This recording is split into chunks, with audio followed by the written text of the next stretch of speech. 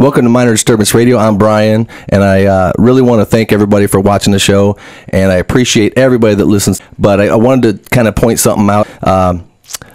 You know, we have friends that listen to it, and they try to suggest that maybe we get big guests on the show and this and that. And I just wanted to say that I appreciate the help, and I know that, you know, you're just trying to help the show out. But say, for example, Gilby Clark coming to Rascals.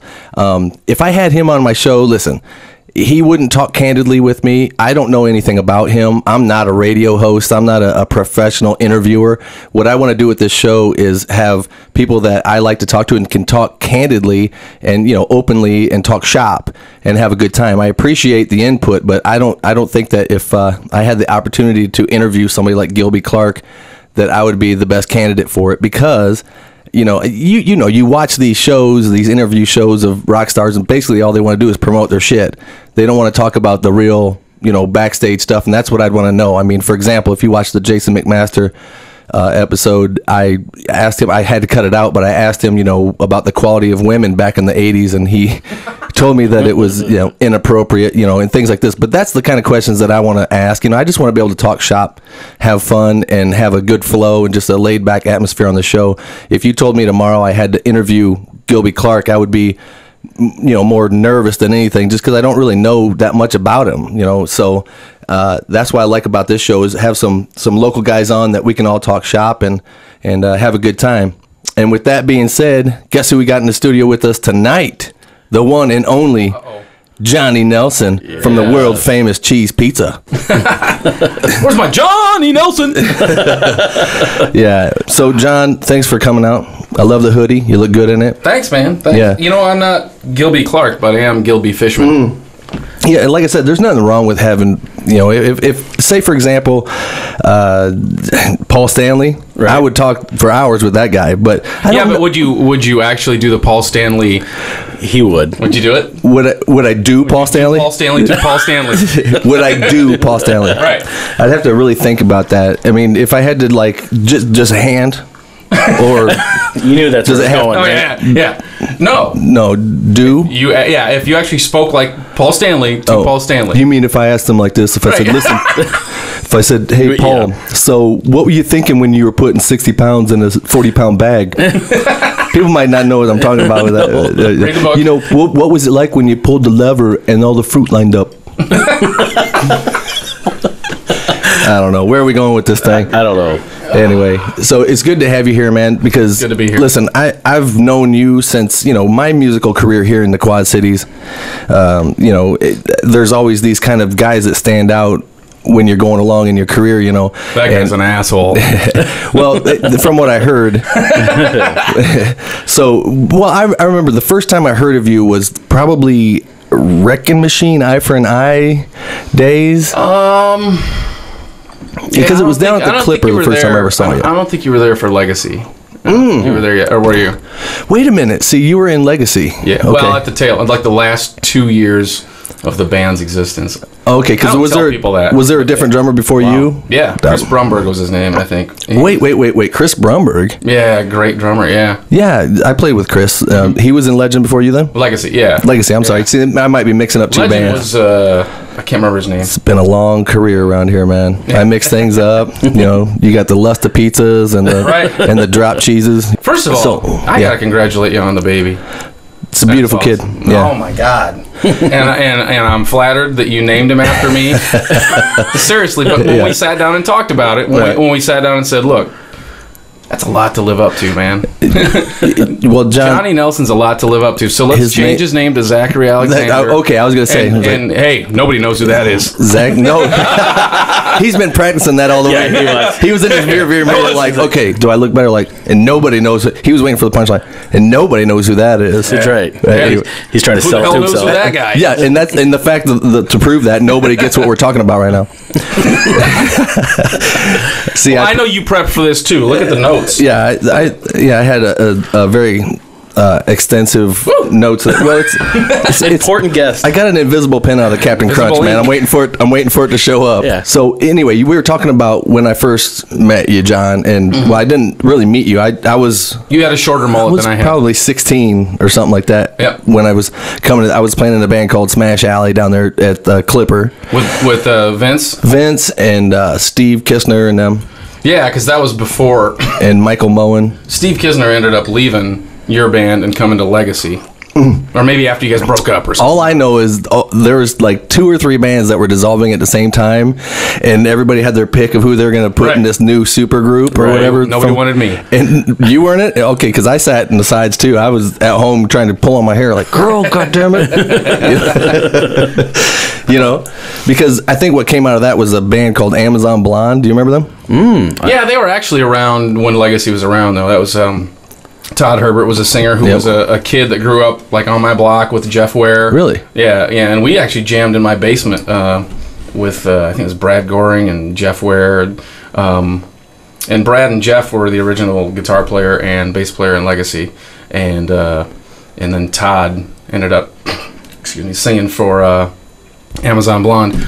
And we were kids beating each other up on the block in Silvis growing up, you know. And Jeff was this awesome BMX rider, and Todd had a bike too. And we just, I remember sitting in my basement one time. They found out I got a drum kit, and they came over. Oh, we got to jam Crazy Train, and we got to play some docking, and we did. But so when did you get your first kit then? What made John Nelson want to play drums of all things? I literally remember drumming as early as I can remember on something, you know, drawing or drumming. And my parents have pictures of me, and they still have this table. I had this table when I was like 4 or 5 years old, this little bitty table, and I would just draw all day. And they still have that table. And I have a ton of pictures of my childhood at that table. And I just remember always... like just I don't know, associating with drums, I guess is the right way to say it. It clicked. Something happened. You had to have seen something.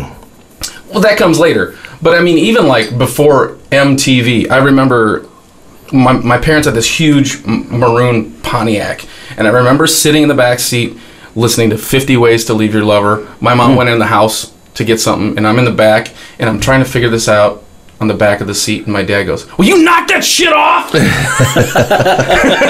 It's a fond memory, John. Yeah, exactly. And it was 50 Ways to Leave Your Lover, and Steve Gadd was the drummer, and that blew my mind. I was like, "Oh my god, that is so cool!" Yeah. Yeah. I think we jammed that. I heard you playing that lick a couple times when we were at rehearsals or whatever. I always play that stupid thing, man. I love it. Wow. So I was really cool. So you decide that you want to be a drummer because of this beat. And my cousin Mike, I remember fast forward to junior high. My cousin Mike was taking drum lessons, and they lived in Geneseo, and we would go out for weekends or whatever, holidays, and spend time out there. And I remember going there one time, and he was getting a drum lesson, and we were like in the other room, and we had to wait. I couldn't go hang out with him until he was done. And I'm listening to his drum lesson going, "Oh my god, why can't he get that? I'm sitting out here doing it right here. Come on, Mike, do it. Just do what he's trying to teach you to do." And I remember so I begged my parents nonstop. I mean, always. I gotta get a drum kit. Well, one Christmas came, and I got a drum kit, and it was my cousin Mike's drum kit. You mean they re-gifted? They re-gifted. They re-gifted. Just went down the ranks until somebody caught on. I think my cousin just said, "Screw it, I don't want to play him anymore," and I ended up getting him. And it was like a brownish pearl colored kit. It was made by Whitehall, which I don't know who. I think it was like a Slingerland knockoff or something. Okay. Well, we have a lot in common that way, because my first instrument of choice was the drums. I don't know but I started out with the drums when I was just a wee kid. I can see how you switched to guitar. Well, you've seen me drum before, haven't you?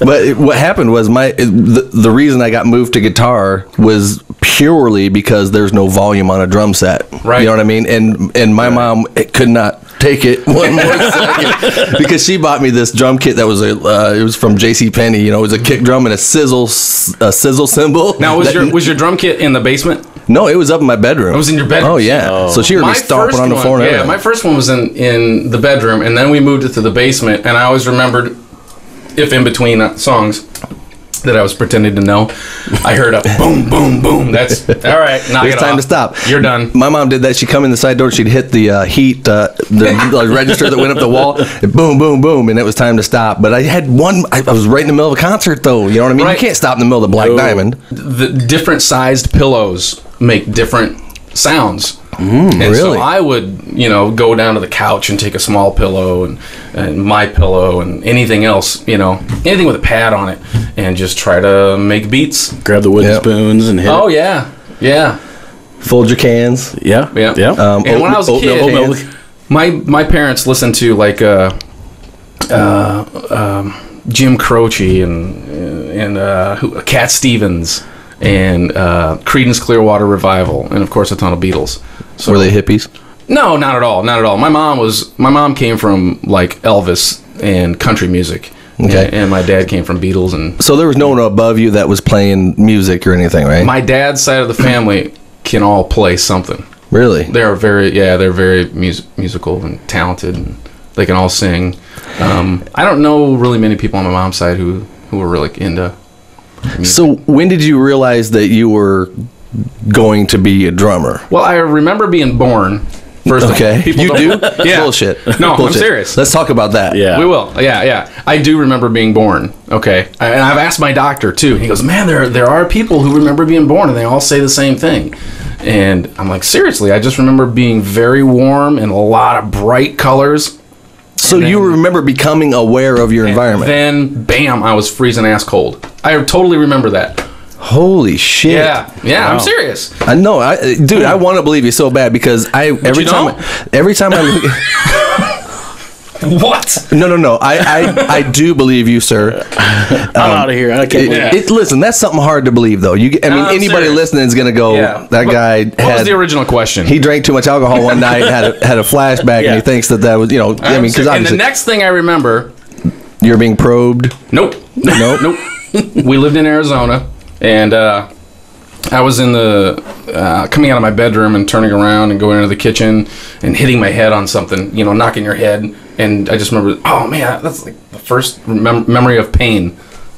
You've got a great memory. I know. Now I can't remember shit. You can't remember, yeah, you can't remember what happened yesterday, but Right. you remember being born. Exactly. That's nuts. Hey man, remember you're supposed to be on this radio show today? Well, here's what's strange about this, and this is what's beautiful about MDR is we can go off on any tangent we want. I talked about Mexican food for a half hour on one episode. I don't give a shit. But you were talking about, and we'll get back to the music thing. But you were talking about how you remember being born. Yeah. And it always kind of freaks me out to think about that, because when my son was born, I had this really strange feeling looking at him, and he's kind of trying to he's looking around and stuff, and I know that he was right there as soon as the lights came on, man. Mm-hmm. He knows wherever he transcended from or whatever is changing when the lights, you know what I mean? Right. He was in the moment. And he's going, oh, I'm here now. You know what I mean? What and is this? I don't know. Yeah, it's just a weird thought to think about. I mean, some people are really religious and they don't want to talk about that sort of thing, and either way. Right. But I'm just saying that look at a baby, and it's like they might know something that we don't know, and they cannot communicate it in that vessel, and then they forget it. Mm-hmm. When they get older, and then they just kind of adapt to this environment. Mm-hmm. You see what I'm saying? I follow you. Yeah, I'm just wondering if he could communicate somehow. What would he tell me? He's like, "Wow, man, I was this, and then all of a sudden now I'm here." You know what I mean? Right. I know that's weird. I'll cut that whole part out. But used a lot of drugs, right? I don't. You know me, John. I only do the good ones: cocaine, heroin, LSD. I only do the ones rock stars died of. Yeah. So we were Legacy, talking, yeah. You're in Legacy. I'm in Legacy. And speaking of Brumberg, I played in a band with him. Mm-hmm. And I got to say, doing this show, there's a lot of friends that are going to possibly hear this, or somebody's friends, and then they'll say, hey, they talked about you on the show. And my memory of Brumberg is fond and scary. Because Really? Brumberg is a strong motherfucker. Oh, he's got. You know, he's one of them dudes that you kind of have to. It's like a dog. You know, when you're at somebody's house and their dog's just kind of looking at you, they're not barking at you. But if they go to feed them, you don't want to like try to pet them while they're eating or anything like that. You know what I mean? He was always really cool to me, even after he was out of Legacy, and I don't remember if he was kicked out or if he quit. I don't know. Always, he's been nothing but. Yeah, cool he's got that to me. Aura about him of you don't want to flip his switch. I wouldn't. You know what I mean? Because you could go flying. You know. Matter of fact, if I wanted somebody beat up, I might call him. Hey, listen, I need beat up real bad. Hey, you think? I know I haven't talked to you in like 18 years, but could you please come beat me up? Right. So you took his place? Yeah. He'd probably gladly do it then. Yeah. He probably wanted to then. No, if I need to have somebody's ass kicked. Oh, somebody's butt kicked. Okay, yeah. See, I can't hear very good. I don't want to get these fingers messed up. Why don't I call Brumberg? Let's talk about that face of yours, John. I'll tell you something right now. Hey, that's the moneymaker. How did you do that? How did you keep it that intact? Don't know. You know? I didn't get any fights. I know you're a happily married man, but I got to say, my wife is just all kinds of hot about you. Well, let's remember, she just had my child. Right? I knew that was coming, and I didn't even practice a comeback for that. What was the first thing you said when I walked in the door? I was like, hey, when am I going to get some money for these kids, man? When am I going to get some money for my kids? Oh, my God. That's all I hear about, you know. She's like... Dang, yeah, because I've asked you. We have them conversations. Me and my wife go deep, man. We don't care. Just let it fly. We're a whole 3/4 of a bottle of whiskey downstairs, 2 packs of cigarettes in. We're like, so marry one, fuck one, kill one. All right. She's like, Brian, and Brian. Been there, done that. Next, I'm working on the killing part. Right. Trust me, every time she brings me something, I'm like, yeah. Here, have another smoke. You take a bite, man. You take a bite. You drink first. Yeah. But no, I asked her, I was like, so who do you think is the nice looking, guy that I've been in a band with? I don't know why I'd ask such questions. You know what I mean? Hoping that she'll ask me so that I can fuck up the whole night by saying a wrong answer. But no, she's like, well, I don't know. It's got to be a tie between John Nelson and trying to think of somebody really ugly to try to be funny, but ruined it, Jeff. Well, I didn't want to say that. Yeah. Thanks. Yeah. No, I know, right? See? Welcome to the show, John. Yeah, thanks. MDR coming to you live. So, anyway, so you got good at the drums and you started playing in the scene. Now, the John Nelson. I mean, obviously, every time one of us guys in this club of guys, when they pick up an instrument and they start putting together bands, your idea is I'm going to get famous, right? Well, that's the goal, yeah. Right. Everybody's like, okay, And you tell everybody. Yeah. Oh, yeah. Yeah, you're going to see me on MTV. Well, yeah, that might be a bad thing now. Well, yeah. Yeah, because that might be on a soap opera or something. Well, you'd be on the Real World. And I've always thought about that, too. Have a bunch of teeny bopper idiots and then just throw my fat ass in the mix. sitting there on the couch like, hey, shut up, you guys. Wasn't there one like that with Ron Jeremy? Oh, I don't. The Surreal World. The Surreal World. Vince Neil, Ron Jeremy, and all these. Eric Estrada from Chips. Vanilla Ice. Yeah. So John Nelson's like, okay, I'm gonna get there. And what was your path? I mean, what was it? What band was it that you were the most like? Okay, this is the one that's gonna do it. Did you have that or? Well, first I had to get over realizing I wasn't gonna be a pro baseball player, because as I was a drummer, until I guess MTV came around, music was music. It made you feel good, right? And you knew how to make it, so seeing guys up on stage and in the videos and stuff, when that happened, it was like, oh, I gotta do that. Yeah, that's cool. So I didn't have that. What video was it? The first, it was seeing Kiss Alive 2, just opening up, because when we were kids, when you bought a CD and you listened to it, what are you talking about buying a CD? Yeah. Well, are you from the future, John Nelson? A record, right? Let's say a record. You held it the whole time you listened to it. Oh yeah. And if they had lyrics, you read them. You read everything on there and just stared at the pictures. I remember that record and just going, "Whoa, where did these goofballs come from?" And then And I remember I was at my next door neighbor's house, Jason Zableski, who was, when I was a kid, one of the funniest kids I ever met. But I was at his house, and we're listening to this record, and we were painting something. We might have been painting a Kiss stage or something, and one of us dropped red paint on the carpet. Ooh. And I remember Jason and his brother Zeke going, "Oh my God, Mom's going to kill us." And I go, "John, that's my mom. I got to go. I hear my mom calling me." You did that? I did. And it tricked him? I don't know if they believe me or not, but I got out of there. Yeah, I got to go, dude. Hamburger Helper's on the... Hey. Yeah, I got to go. But So it was that. And then... Have you ever... I'm sorry, but have you ever tried to explain that to your daughters? Like what it's like to to see the vinyl record in your hands, take it out of the shrink wrap, put it on the turntable, and you're staring at their pictures. You know what I mean? No, but my oldest daughter now is into vinyl big time. Okay. She's got a lot of vinyl. Well, let me throw a plug in right here because all of these vinyls, 90% of these vinyls came from one of our sponsors, Ragged Records, that's at the foot of the government bridge. You can go in there. They have at least 2,000 titles just in the metal genre. Nice. Of all stuff. I mean, they've found quite a few of these for me. You can't even see the extent what's on the wall behind me on the camera, but there's all kinds of hard to find vinyls up there. And there's nothing better than actually seeing the what you saw when you were a kid. You know what I mean? The CD, that feeling comes over you again. Check it out, flipping it over. Absolutely, like you said, opening up Alive 2, hoping that thing stuck together. You know? And you held it the whole time. Yep. You held it the whole time. And you studied the stage, and you're whoa, that's the real deal there. Yep. So it was that, and then I remember being in Galesburg at my Aunt June's house, who was super, super old, and she had she was a hairstylist, had her own hair place in there for old ladies, and I don't know why.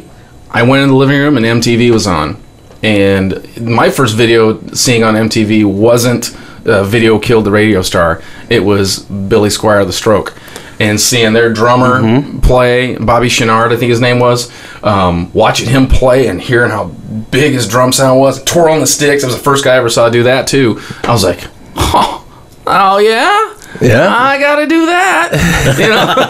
Yep, that's next. Yeah. And then, fast forward to me getting that drum kit and then were you in the Kiss Army? I was not in the Kiss Army, but I had a lot of friends who were in the Kiss Army. And I was a Kiss fan when I was a kid. I wasn't either. A great story. You know my brother Dave, right? Yeah, Dave the Gay absolutely. Cowboy. When we were kids, my grandmother, God bless her, she was very religious. And for Christmas one year, I got Dressed to Kill and Love Gun records for Christmas. Okay, and of course my grandma told my little brother that... that Kiss stands for Knights in Satan's Service. So your grandmother was gay? No.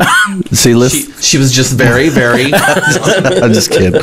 She told him. And so what happened to my Kiss? David, destroyed him. Cracked him into a million she pieces. broke him? No, he did. He did? She brainwashed him into doing it. And I was like, oh. Dave, the Gay Cowboy, broke Kiss records because they were offensive. 2 of them. Wow. Do I have a Love Gun up there somewhere? I don't. Do I took it down? You took it down. You got Destroyer and Kiss Alive 2. Yeah, because Alive 1. The Love Gun cover of them just kind of standing there like this with a whole bunch of chicks melting for them. You know what I mean? You know what I mean? Yep. Oh yeah. That's the one that did it. To me, I was like, that's what I got to do right there. You mean I could just stand there and girls just kind of faint? You know what I mean? My cousin had that one. I took that in forever. Just looked at that. I'm like, that's it. It's still real hard to deal with that whole feeling of when I go on stage looking down and seeing that. Women just going, ah. It happens all the time, doesn't it, John? Fainting. And Lee's a good looking guy. But I'll tell you a story. We'll go through all that, but when it pops in my head, I just want to say it. That's good. And that's I remember when Cheese Pizza came out. Well, when they came into my perception. I was 20 something in an all original band, kind of doing that thing, holding the flag. Drop Hammer? It was Drop Hammer, yeah. And I've got a confession to make about Drop Hammer when you're done with this story. All right. Yeah, here we go. So Don't hurt my feelings. No, this is. I'm joking, man. No, but story. This is the truth. I remember I was I had my girlfriend at the time and her friend, and I was, what do you want to do this Saturday? And they were like, oh, let's go see Cheese Pizza. I'm like, fuck Cheese Pizza, man. Come on, they're a cover band. They play disco songs, man, and they wear dresses. You know what I mean? So I was like, I was just jealous, obviously, and we don't even have to state that, but I remember driving up there, and there's a line out the door. The place is packed, right? And the 350 people crammed into the pig pen, you know? And I got, somehow Robbie let me up in the VIP room, and I'm up there totally like sulking in my, like hating life, you know what I mean? Like they're packed, and that was back in the day when you guys would put a bottle of Jack Daniels on the front of the stage and people would just go crazy. Where's the pen? I got a story about that too. I don't want to forget that one.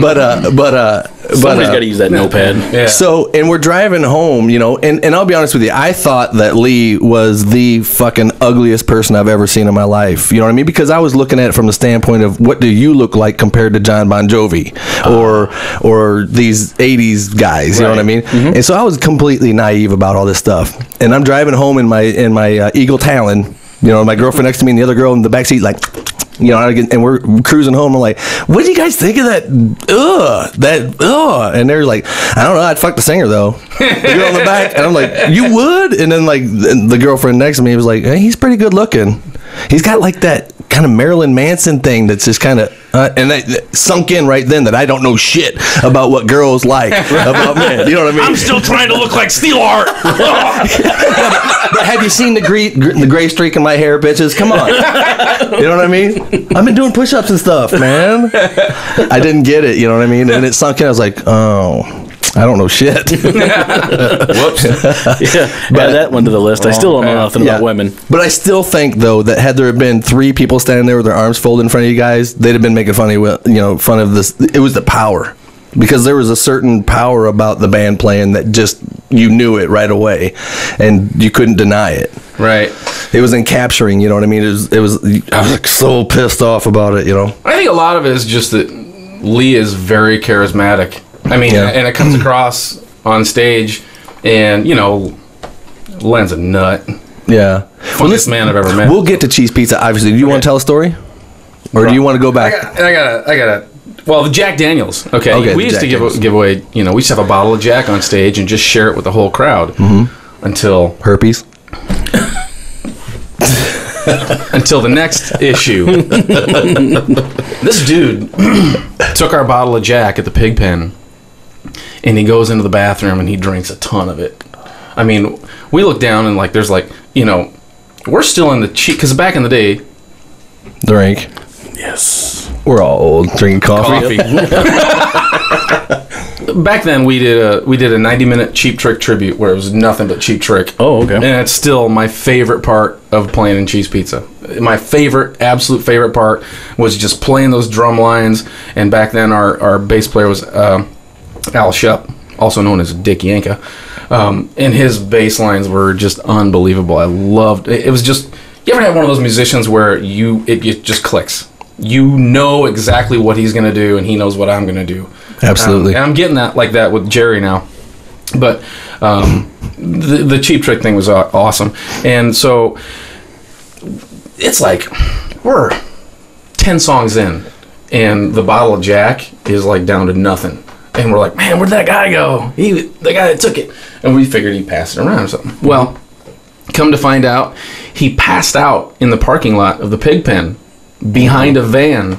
And these people that own the van, left, and they back up over him. Crunch, crunch, crunch. Oh, my God. And then they back out of the place. Crunch, crunch, crunch. Oh, and my they drive God. away. The dude had a broken back, broken legs, broken hip, pelvis. I mean, I can't believe he's still alive. And we were like, oh my God. Wait a minute, did this ever see court time or anything? I think it was settled out of court with dram shop insurance and was stuff the like pig that. pen was responsible for it, or whoever you were? Oh, wow. Yeah. I think so Robbie probably said that's enough of that shit. I can't be doing that. Yeah. That is not where I thought that story was going to go. Yeah. That's where it went, though. You know how long it took me to get better after that? My legs hurt for a long time, man. Oh, my aching liver. I got a confession to make. Okay.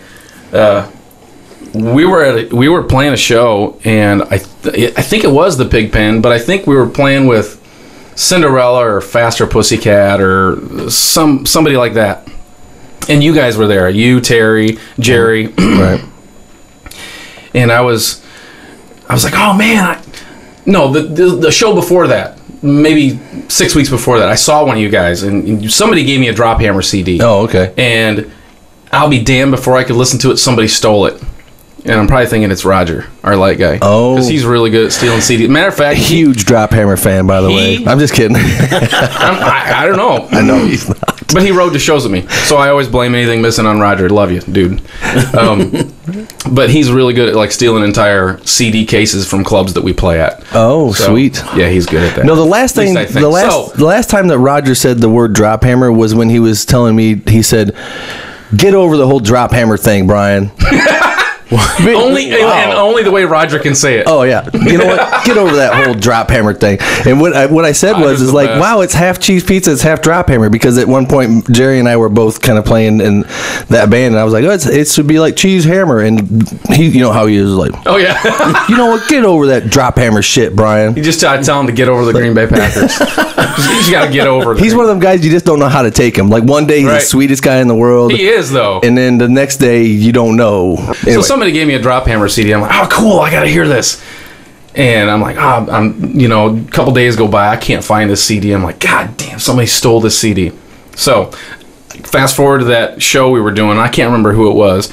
I'm at the merch booth, and Debbie's selling our CDs and T-shirts and stuff. And you know Debbie, right? She's now married to Jeff LeBar from Cinderella. I think so. I don't really know her. She was a cool kid. She still is. We called her Merchandella.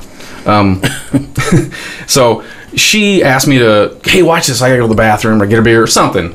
And one of you guys walked by, and I'm like, hey, man, dude, I lost your CD. I want to hear it. I don't know if it was you or Jerry, but I got one out in the truck, and gave me another one. So I'm sitting here at the merch table, and I have a Drop Hammer CD here, and I'm selling cheese stuff. And some girl goes up, she goes, I'd like to buy a CD, and then she saw the Drop Hammer CD. Oh, I want that one instead. And I was like, really?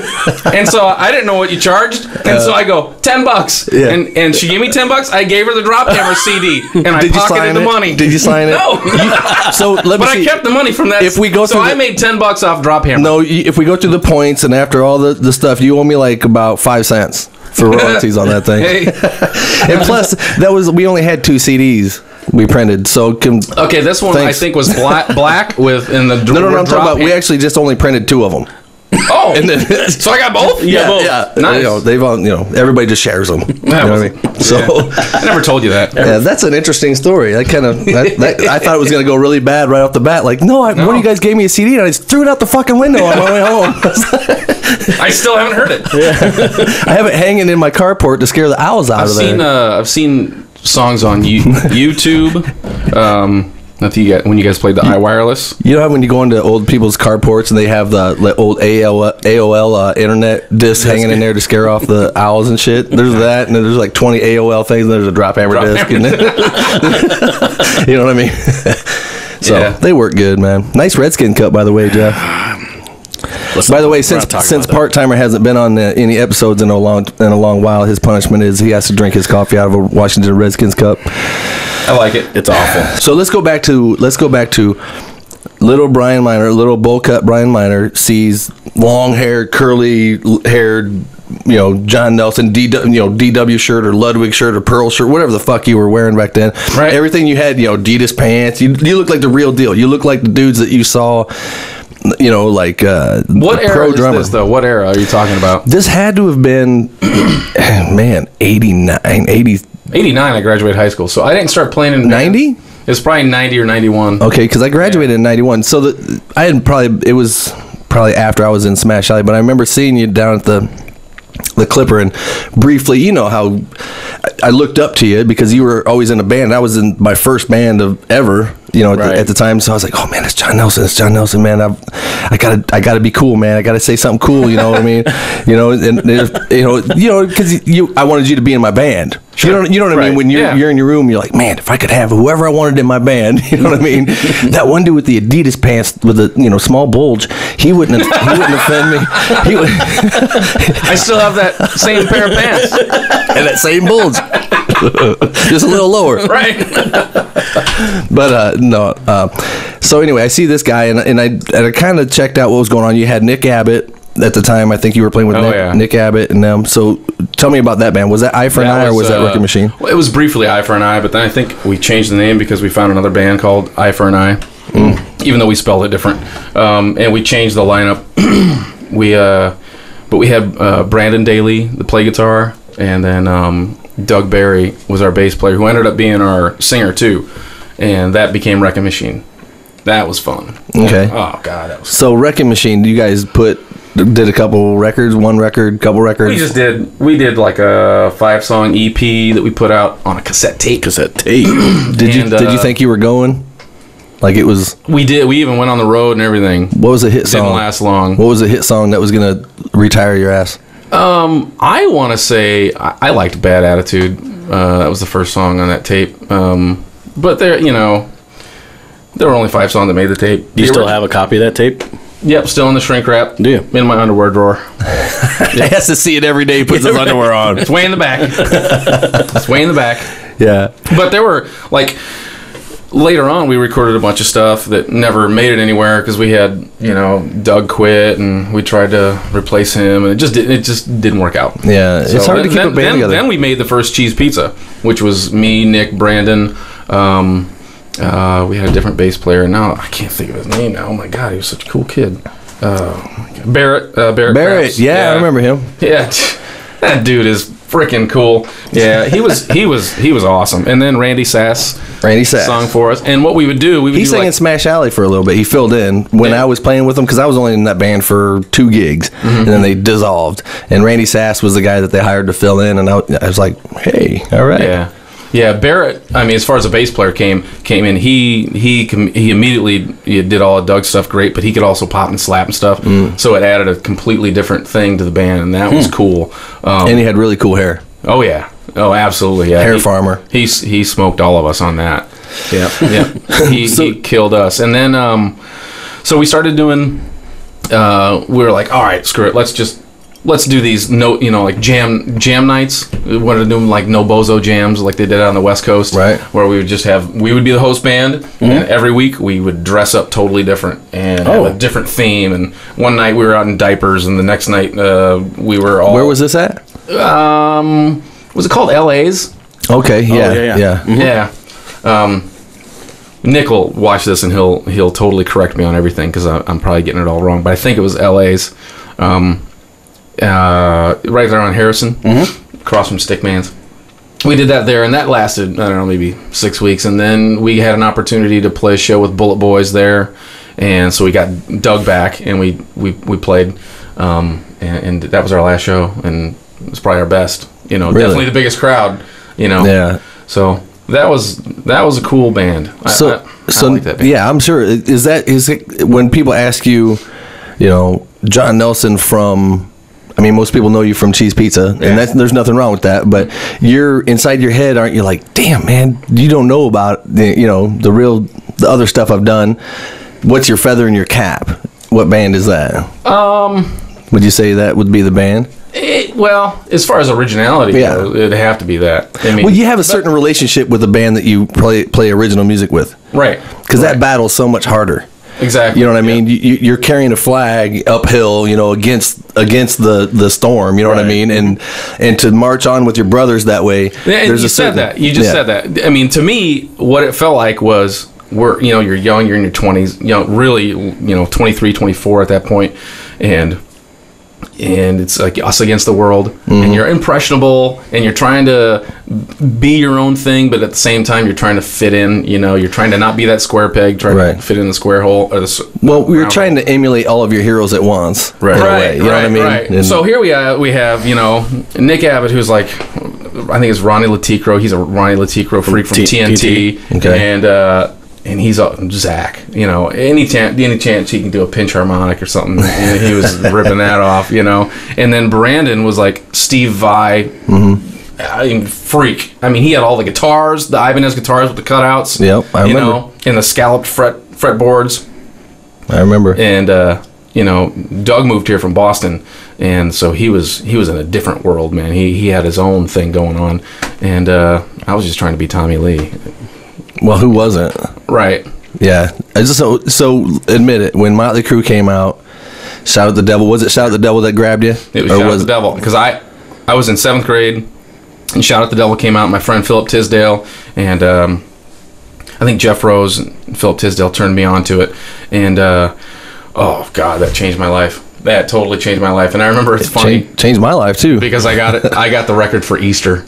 Which is for kind of Easter. Wow, what a record! I know. Like exactly. So and then seeing those videos, oh my God. Yeah, legendary. It was on. Yeah. It was on. And I still had my little brown clunker drum kit. At that point, Kiss was still the only band that was untouchable. Right. Like, you could show me anything. Like, check out this new thing. Don't want to see it. Look at this. Don't even talk to me about anything. You know what I mean? But did you like other kinds of music? Oh, yeah. Well, as you can see across the board back here, it starts with a Neil Diamond record. You know what I mean? Yeah. So, I mean, that was the first love of music that I had was Neil Diamond. So, and it transcended into other stuff. But, Kiss to me was the end all be all. You couldn't touch them. No. And when Motley Crue came out, I had to, one day I remember the revelation in my head. I'm like, oh my God, Motley Crue's cooler than Kiss. You know what I mean?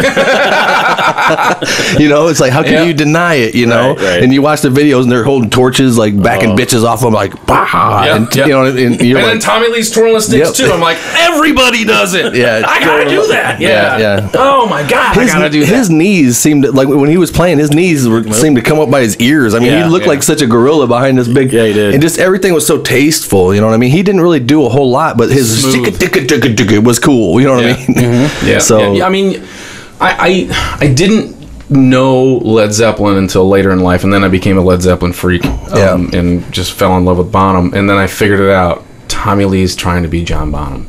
Really? To me. Oh yeah. I mean, he could just really. Well, there's that lick in at the beginning of one of their earlier songs, that the boom, bat, the boom, boom, da da. Yeah, that whole thing. Yeah. Yeah. Theater pain. Yeah. So and louder than hell. Yep. There you go. Anyway, I hope that don't sound too bad on the show. Ain't no effects on that one. You know what I mean? But he's got that nasally thing. Oh, it's so weird. He whined when he sung. Yeah. Oh, but it was so perfect. And when you talk about singers, I mean, you've had some singers in your band, and a band makes it or doesn't make it by their voice. Mm-hmm. Period. End of story. Yeah. You know what I mean? And it's such a load to bear on your shoulders as a singer. Yep. That if I were Vince Neil, I think I would have. And this sounds bad, but I think I probably wouldn't have had enough guts to keep pushing because that voice was so flawed, really. Right. Mm-hmm. Right. And same as Axl Rose. I mean, imagine having his voice. Right. And you're trying out for my band and you sound like Axl Rose. I'd be like, next. You know what I mean? Think about it. In 87, and here comes, that voice. Try to do it. It's horrible. Right. Yeah. So, but compared to like Robert Plant or the stuff we were listening to, like Queensryche and all this sort of thing, that was such a flawed voice, but so perfect, and it lined up so perfectly. Like if any other singer on that Appetite for Destruction record wouldn't have been the same record. No. Period. End of story. Same with Motley Crue. But if you would have put Vince on the John Corabi record, it wouldn't have been the same record. See, John Corabi wrote that whole record. Wouldn't have worked. He had a bunch of songs in the bag, and Motley Crue was like, find the first guy that's got a record already written. You know what I mean? Because we don't want to. I'm guessing, right? Because none of that even sounded like Motley Crue. It was the Scream meets Motley Crue. Yes. But what was that one? Hooligan's Holiday. That was a badass song, man. That was a badass song, and I actually there's some really good songs. The club remixes of that song are just tough. I think. God, I can't think of Power to the Music's pretty good. The lead off track to that one. Yeah. The drums on that record blow me away. I mean, I'm just like, God, I could listen to that record for the drums alone. Yeah. I think that's Tommy Lee's best record. Could you imagine being John Corabi, though, and having to fill he doesn't even sound like Vince Neil. No. You know what I mean? No. Most bands nowadays, like Journey and all these, they find a singer that can emulate their singer to a T. Motley Crue totally dropped the ball, I think. I mean, because it was a great record, but to say it's Motley Crue, and my wife's right, because she's like, it's not Motley Crue. So don't even want to hear it. It's not Motley Crue. And I'm like, you're right. I can't fight that. You know what I mean? That's the truth. Without Vince Neil's voice, it's just not Motley Crue. Just like if all of a sudden Kiss didn't have Paul Stanley singing. Right. I would be like, yeah, don't care anymore. But if I was to name my top 3 Motley Crue records, it'd be Too Fast for Love, Shout at the Devil, and that. Really? Yeah. Wow. Really? Yeah. Interesting. I would take that over Theater of Pain, even though I have these great childhood memories of listening to Theater of Pain over and over and over. My first band, like in junior high, when my guitar players had broomsticks and fake instruments, and I had a drum kit. Yeah. That was called Independent Youth. What we name our bands. I was in a band called Maladomini. Really? And, well, we never played anything. We just wrote it on our textbooks, you know what I mean, at school. I was in a band in Me and high my school. one other buddy, you know what I mean? We had a band. We tried real hard. Brian Adams. I hear was a in a band song in in high there. We should school. write a song about that. Yeah. And there was this kid in high school that played guitar, and he shredded. He was a kick-ass guitar player. And then there was another guy in my class that was a good singer, and we had this bass player named Wes Haas, who ended up being in what's the band that made it really big around here? They did really well. Rob managed. Tripmaster Monkey. Tripmaster Monkey. Okay. Wes Haas was the bass player, and I went out and jammed with them. And the name of that band was Lurul, Lurrul. Okay. I don't get the name, but I'll come play some Duran Duran. Sure. Hungry Like the Wolf? All right. And we did. That's the song we played. But back to, we were talking earlier about, when I was in junior high, I think the kids thought I was kind of weird because, like, my friends who liked Motley Crue and Rat and Ozzy and stuff like that, they didn't like Duran Duran and Well, you Squire couldn't. and You couldn't. You know how cliques go in school, I did man. though, man. I was the guy that was like, "What's wrong with that Beatles song? Yeah. I like it, Right. Yeah. And so I think that's kind of how my taste of music has developed because, I mean, That's just maturity. It's maturity to be able to admit that. I mean, you know how it was in junior high. If you had your coat on with Iron Maiden on the back, Right. and Right. Metallica patch here and whatever, and you couldn't be caught like pulling up "Hungry Like the Wolf," Yeah, right. and everybody's The like, Reflex. "Oh, yeah, yeah." Or I thought the Reflex jammed when it came out. I was like, "Oh my god, that's heavy." rough boys. I just didn't didn't like tell that. nobody I liked it, but I didn't tell Right, nobody. yeah. So I did. I was kind of. yeah, you got Oh my Metallica, God. Megadeth, Iron Maiden, Duran Duran. On my notebook, it was like Motley Crue and then Yeah. the Twisted Sister Yep. TS. Oh yeah. Duran Duran. that would just cause a hole in the ozone somewhere, man. It's like that just doesn't. Huh? When Thriller came out, I was all over that record. Oh, I man. loved it too. I never my admit that God. though. Well, and they all come up. I mean, you think about the '80s. My wife liked some of the '80s stuff. She wasn't much for like the Sebastian Bach type guy or the John Bon Jovi. Right. She kind of liked the scurvier kind of biker looking dudes that looked like they were probably trouble. So She ended up with you. yeah, got what she wanted. And every day she goes, God damn it.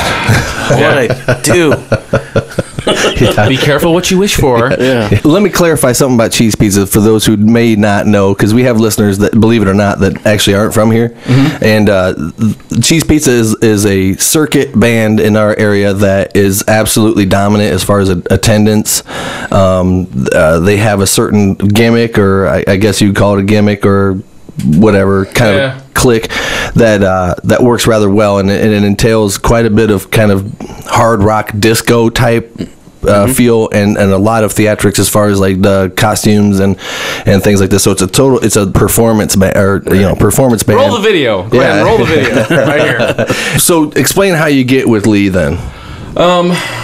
I actually Terry Cortez, who was the guitar player for Amazon Blonde, I don't know where I ran into him, but he's like, yeah, man, Lee's looking for a guitar player and a drummer because Nikki Fox broke up and they got this new thing called Drug, and they want to, they're looking at guys, and so we ended up meeting him I think the Chorus Line or something, we just talked about what he wanted to do. And I think, when I saw him, I'm like, oh yeah, I know you have. I've opened up for your band, and so he kind of remembered me, and we went up to Peru and jammed, and we ended up putting together a lineup to do the drug CD, and one thing leads to another. It ended up not working. I mean, we had a guitar player from Minneapolis that moved down here, and then the bass player John Davidson ended up moving to Arizona. So then we put together No Longer Human, which was kind of a I don't even know how to. It was, 9 Inch Nails was coming out at that time, and so we were like, oh man, let's run some samples, let's do some freaky stuff, and do some programming and stuff like that. And so we did, and Brandon ended up playing in the band, and he had this keyboard with all these samples, and we had loops going and all kinds of stuff. And then I met Al Shupp, who was the bass player for Cheese Pizza, the original guy, and that evolved into something else. We ended up getting Joey Robertson, who the singer for the After Darks, and he came in and just gave us some just unbelievable guitar stuff. And it wasn't like anything technical. It was just cool noises that worked, and just cool little melodies. Nothing, no shredding, no nothing. And to this day, my favorite recording of any band I've ever been on was Al putting up 2 room mics, and we were in this abandoned restaurant that had nothing but walls in it, and we just recorded us playing these songs, and there were like 7 or 8 of them. And to this day, my best drumming, the best music we've ever come up with was on that, and nobody's ever heard it. Wow. Yeah. Wow. And that was cool. No Longer Human was it ended up just being a project. Well, it's weird because I call it Al. He's got a copy of it right here. Right. Let's spin it. No. Right. Al actually put them on CD, and I do have them. But they were smoking stuff. And then we had guys from Chicago coming down playing and writing and stuff. And we were just like, Lee and I just kind of came to a point where we're banging our heads against a wall. Let's go out and just do something that's fun, and let's try to make a bunch of money. Right. And, we knew we wouldn't make millions, but we wanted to go out and... whose idea was it, really? I mean, because somebody had to go, hey, I think you should wear a dress. Oh, yeah. That came later. And believe it, the chef had a lot to do with that, and stage names and things like that. But it came down to, okay, we want to do a Cheap Trick tribute, but then we want to do like this retro review where we take these songs and have 4 or 5 medleys and put songs that don't belong with other songs and rock them up, and so we did it, and that's what Cheese Pizza came, and we're like, how are we gonna name it? And Lee looked at me like, let's just use your Cheese Pizza name. Okay, all right. I can see that happening. Works. I can see that. I can see Lee going, let's just use that one thing that's already... Whatever. Yeah. Because when the band... By the time I saw the band, I was going, these guys are freaking genius, man. You know what I mean? I'm like, how in the hell do they come... I remember talking to Lee when we were friends. I was asking him, so the first time Cheese Pizza hits the stage in front of people... I know, because you guys were pouring it on at the time. It's kind of gotten a little watered down, only because some of the stage effects and things you've changed, and some of the characters and this and that. Yeah, but we can't do pyro anymore. We can't do. There's so much stuff we can't do. Well, describe a full the pinnacle of Cheese Pizza's stage show. Explain some of the things that were happening on stage. Oh, back in the day. Sorry, I need to find me a maid. My coffee's cold. Yeah. So. Our first show was at a place called Jerome's in Peru, Illinois, and the place was packed because it was, members of Nicky Fox and members of, Wrecking Machine. Nobody knew who Wrecking Machine was up there, but the place was absolutely jam-packed. And the first show, it was like everybody had seen the show 1,000 times. Really? They knew what to do and when to do it. It was the weirdest thing. No, see, I find that to be very odd because Nicky Fox was a hard rock sleaze band. Yeah. And if I were like, okay, I love Nicky Fox, man, I can't wait to see this whatever new thing that they're doing, you know what I mean? And then all of a sudden, whoa, whoa, whoa. Well, that was, you got to remember though, we opened up for ourselves as the Swollen Swellingtons. which was the cheese pizza. Which was the Cheap Trick thing. So we came out and we're dressed up like 70s, pop rockers, and we do this whole Cheap Trick thing, and people are just kind of like, whoa, wow, and they're getting into it and they're digging it. And then so we go in the dressing room. 45 minutes later, we come out looking like a completely different band. And once they saw us come out, and half of us are cross-dressed, and half of us are looking like pimps, or Elvis or Tom Jones or whatever, they were like, "Oh, it's on!" And I'm not kidding. Halfway into Kung Fu Fighting, there wasn't a dry spot on the stage because everybody freaking out, just throwing their beer. And it was like, oh my God, I got a brand new drum kit. I just built this drum kit. Right. And I'm like, oh, I'm losing my mind back here. But I'm playing it off, making it look a bit inside. But it was for fun, right? They weren't throwing beer at you. Throwing beer because they were in it. They were in it. We got them. We had them. Wow. We had really? them. Whoa, whoa, whoa, whoa. Yeah. It was unreal. And then it just kind of grew from there, and we started adding more things to the show. We added the pyro. We added, we had these confetti machines. And then we started, handing out. Well, at first it was, I think, it was hot dogs. No, it was bologna sandwiches. And then it became hot dogs, and then bologna sandwiches again. And we would give out food. People would know when it happened. People, at some point, I try to tell people who haven't seen it, it's like the Rocky Horror Picture Show as a band.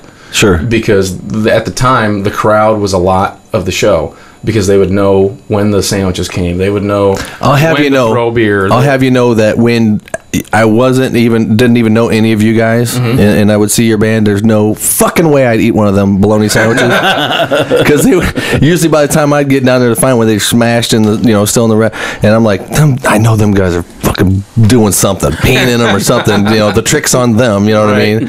And I'm thinking, and then until I was filling in for Chops, and I like, hey, Lee, save one of them for me. And them things are the most satisfying little sandwiches. Unbelievable. I tell you what, you eat one of them and you're like, oh, I was super hungry, but now I'm just kind of satiated, happy, smell a little like mustard. Yeah. Oh yeah, because we always use mustard. But there was one time, there's just something about one of them sandwiches that's just super satisfying. You know what I mean? It's like after because you guys are like, you ready? I'm like, I'm trying to mouth this sandwich down. I wish you could have seen us play these shows in Peru, because it was like we're pretty big in Cedar Rapids, and the Quad Cities we do really well, but like Peru and Bloomington and Cedar Rapids, those were at the time like the three biggest towns for us to play. And this Jerome's was the first place we played, and we played there every 8-12 weeks, and the bar owner there was so into us. He was nuts. Him and his brothers, at the end of the night, they had these huge 50-gallon drums full of empty beer bottles, and they would run on the bar and jump off and jump and land in them. I'm like sitting there going, I've never seen anything crazier than that. And then they would do it naked. I'm not kidding. And there would be people just doing crazy stuff. And I'm like, how are we all getting away with this? How is this happening? And so there was one time the bar owner he was at the back of the club, and he climbed up into the ceiling, which was like a drop ceiling. I don't know how he did it. He climbed all the way to the front of the stage and fell through on the stage. Oh my God. It was freaking awesome. I'm like, we didn't even ask for that. What a great thing to happen in your show. The ceiling caves in. Do you remember? And we keep playing, and he jumps up. And the whole place goes crazy. Do you remember my buddy Jerry Freeze? Oh yeah. Yeah. So we were at Screamers one time, and we were having a ball. You somehow in Moline, all right. Yeah. Okay. Somehow you guys sucked me in. I'm drunk out there dancing, like being an idiot, and everybody's partying. Somehow I got sucked into. I was like, fuck it, just join it. You know what I mean? You know what I mean? Just get in. Everybody, beat them, join them. Everybody else is having fun. I'm tired of doing this. You know what I mean? And I'm all right. It's time to have fun. So we get out there, and you become a man. Right. Anyway, so you get out there, and I remember I'm out there having a good time, and I looked at him. I'm like, where's Jerry? What? Where's Jerry? I don't know. And I'm like, look back up the stage, and here he comes walking across the stage with his beer up like this, and he like trips and falls into your drum set. legs sticking out like this, right? And you're like kicking him out with your foot, you know what I mean? Like kicking him out of there, and he finally stands up and like, oh, and he walks back. And I asked him, what the hell were you doing? He's like, I don't know. I just got sucked in. I just felt like that was a thing to do. You know what I mean? This one dude came up on stage, and I don't know if it was maybe Chef had it like a pre-planned thing.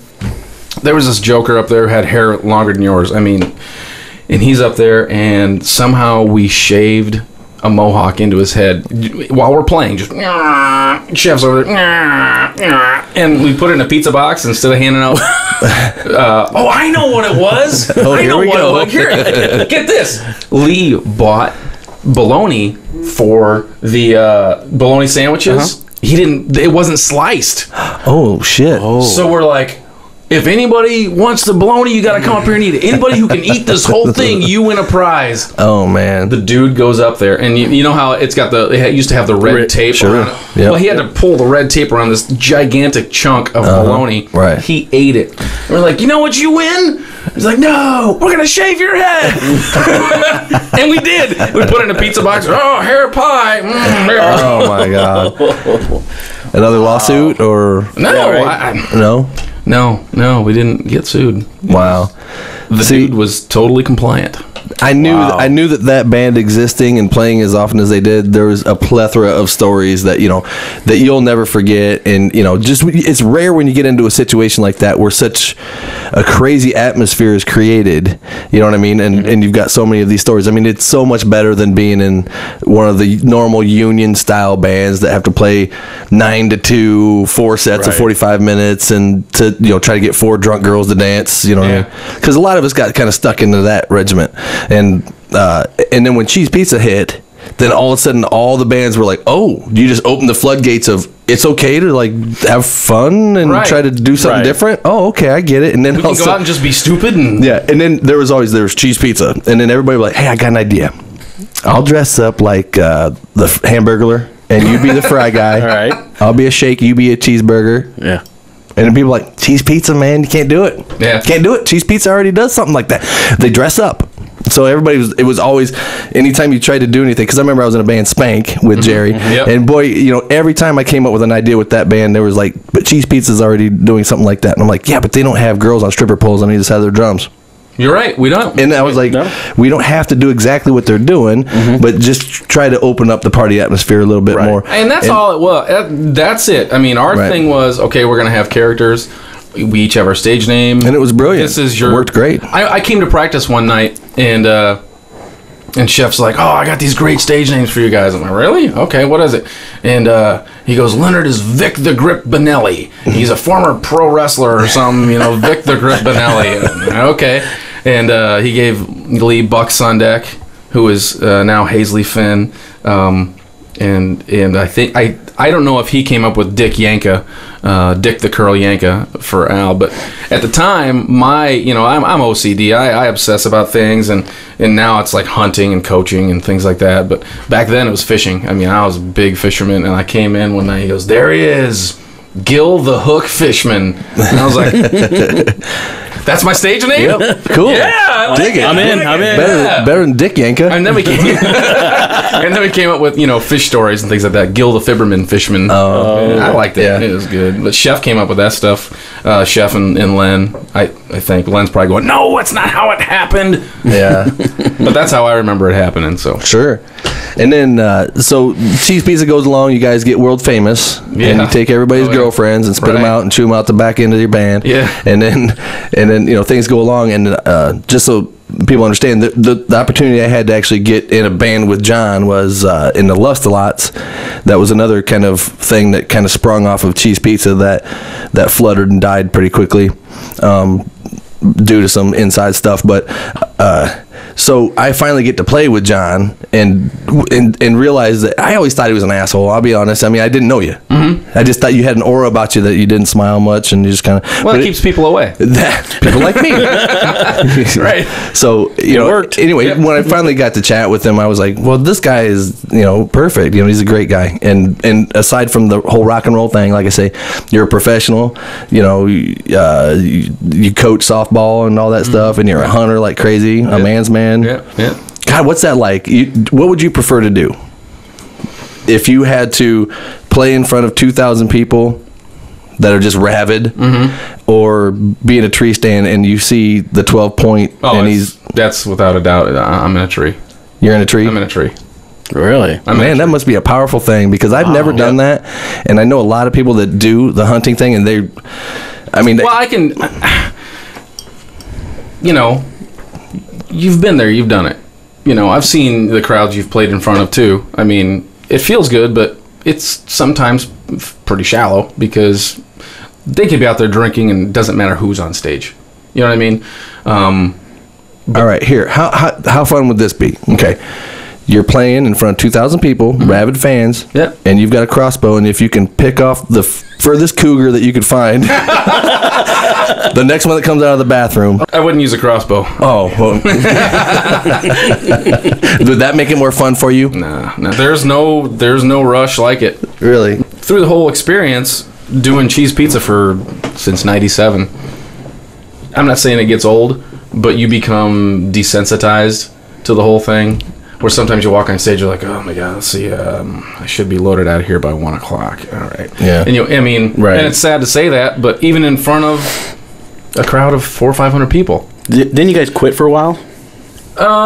Yeah. There was a time when I went through some personal stuff, and I walked away for 4 to 6 months, and I decided I don't know how it happened. I got hooked up with Spawn Drums, and they offered me an endorsement, and I got back in the band, and it was a little bit of a break. And we've had another break too. I mean, when our bass player quit and we couldn't find a bass player, and when we brought Brian on, but there was a period before that where, oh man.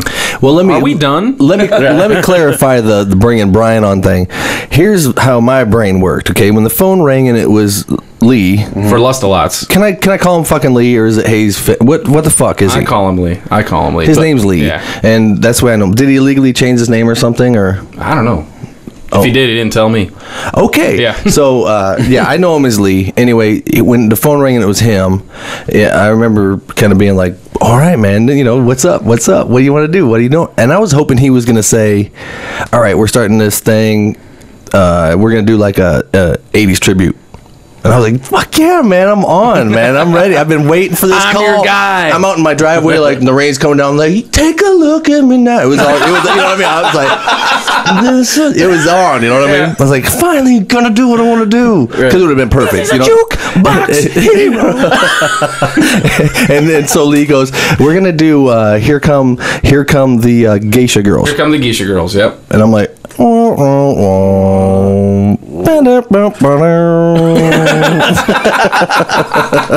right? Yeah. And then I got thinking about it. I was like, okay, these guys know what they're doing, man. You better, just get on this ship and see where it goes, and see what happens with it, because it's got to go somewhere good, because these guys obviously have to know what the hell they're doing. Right. Mm-hmm. And so we get in the band, and we start rehearsing, and nobody has a freaking clue really what's going on. And I mean, literally almost up until the first time we played, we really didn't know how we were going to dress or anything. We're like, okay, we're waiting for this to take shape. Yeah. And go. Not taking shape. Yeah.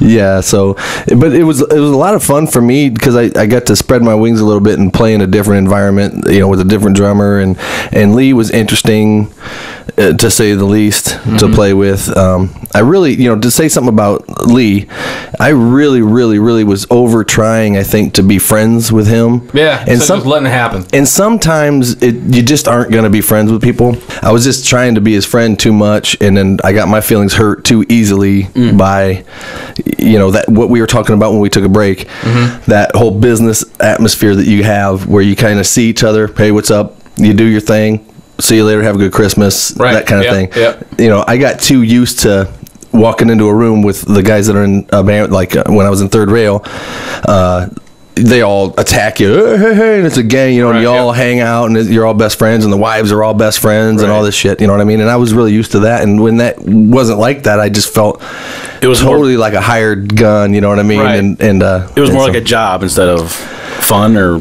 Well, John and I always got along great. I mean, I hung out with John the whole time I was there. Like I said, I was looking for more of like a, hey, I get to be friends with Lee, John, and Rob, and Rob and I were really good friends in that band. Yeah. But it just seemed like there was a separation, and I just didn't know how to digest that. Yeah, I'd have to agree. I think you did try too hard. Because I've been in the band with everybody for a long time. When we first started, it was like that. I mean, it was like, I can't wait to see you. And still, I mean, every time I see Len, you hug. You got to hug it out. And when you leave, you hug it out, But, you tend to, I guess, if you see your sister a lot, you don't hug her goodbye anymore, And with Lee and me, I mean, we're the business end of it, and so it's business. With me and Lee, it's business all the time. I guess it's like that Gene and Paul ain't holding hands all the time and going out and bowling together and shit. You know what I mean?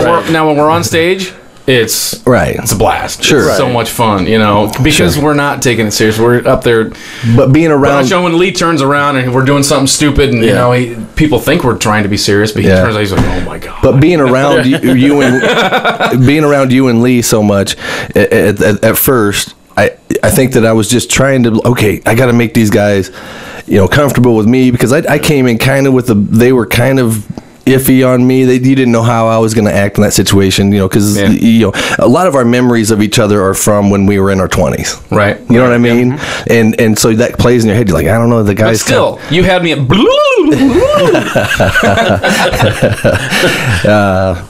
anyway, so I don't know, I must have tripped over my guitar because I can't do that shit anymore. But no, I had a really good time doing that and working the stuff out. And like I said, it came to a point where I was like, wow, these guys just kind of just let it flow naturally. It's not a, hey, we have this plan. It's planned out. Here's step 1, here's step 2, and then pretty soon here's our goal. And that I was like, shit, what are we doing now? Pretty soon I find myself in bib overalls and a black stripe across my face and a cowboy hat and shredding Mexican radio. You know what I mean? Yeah. And watching the audience go, I don't know, you know what I mean? It's just like, and then I felt like, well, it's not cheese pizza. So, did you feel that way with Lust Lots, or how did you feel about that? For me, I didn't get to kind of figure out what was happening with the band, because I was always so worried about, holy shit, I'm playing to a click, I have to be dead on. And even you said, you're like, man, you're not back there kicking ass. Right. You're not, I was like, that's because let me clarify the love for John Nelson. The love for John Nelson came when when I would see him play with Cheese Pizza when it's totally free. There's no click or anything, and there's no rules. I would be like at Ribco or something, and I'd be one of them guys that's right on the side of the stage just watching him. You know what I mean? Because the drummer in me, obviously I'm a drummer fan, and so I'm watching him. I'm just like, God, he's just so much fun. He's so fluid. The sticks are going everywhere. That whole like Tommy Lee kind of vibe comes through. You know what I mean? Right. And then as soon as we got to the click, it took something from you. Right. It took your attention. Why did you use the click? Well, because we were sequencing. We had so much program stuff going on, backing vocals, backing keyboards, percussion, and trust me, guitars. if that thing ever got off, which it did a few times, shut it off, man. And pretty soon, because if you get off of the click, you're screwed, man. And after a while, I was just like, oh man, I got to get in a situation where I'm just playing guitars, drums, bass, and singing, because my subject when I came into this was, when I heard from Lee, I was going, some little demon on one of my shoulders was like, you're gonna get into cheese pizza. You're gonna get in cheese pizza. You know what I mean? Somehow you're gonna work your little dirty ass into cheese pizza somehow. And I'm sitting on the sidelines, and I'm talking to Lee pretty much every day, or not every day, once a week, saying, Well, at the time, a lot of really good things are going on with the Crank Daddies, which is Chop's other band. Right. And so it's like... Yeah, I'm glad you clarified that. I didn't want to sound like I was trying to take his job. No. That never... Yeah. Well, people might think that, but that's not what was going on. What was happening with Cheese Pizza was we were starting the Lust-A-Lots because Cheese Pizza couldn't play because Leonard would go on the road for a long time with the Crank Daddies. They were doing really good. I mean... God, I think he played the Fender New Year's Eve party. I mean, he was playing. He still is. Well, they still are. They still blow up. Yeah. Great shows. playing Nashville and Memphis and all kinds of places. Nice. Just kick-ass shows with really good rockabilly bands. And that led to Cheese not being able to book very often. Couldn't book. We're like, well, we don't have a guitar player. What are we going to do? Right, so they figure this other band out to kind of fill the gaps. And in my mind, I was saying, screw that, just get a fill-in guitar player for Cheese Pizza. And at first it was nope, can't do that. And then I worked my little way in there. I finally got him to give in, you know what I mean? And then get out of here, That's it. So how did he get Chops in the band? How did he was in Nicky Fox. He was one that just rolled over. Well, kind of. Nicky Fox had kind of abandoned, broke up, and Len was actually kicked out of the band before things, shit hit the fan, I guess. I think after they did their big show with David Lee Roth at the 5 Seasons Center, I think it was maybe within a year after that show, they switched direction, and I can't remember exactly how Len got kicked out of the band, but it was because he couldn't shred or couldn't do something. I don't know. Right. They were looking for that kind of guitar player, and he didn't fit that mold. So he was out, and he started his own thing. He kind of started doing a hardcore punk thing, which was really good.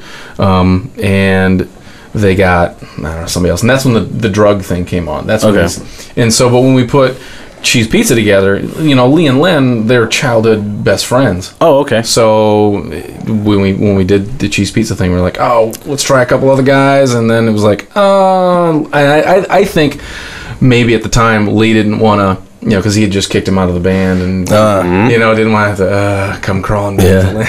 But he did, and then as soon as he showed up and started playing, it's like, oh, duh, come on, I get it now. Perfect. What a strong character, Perfect. And funniest man I've ever met in my life. He's always been so cordial and nice. The nicest guy you'll ever meet.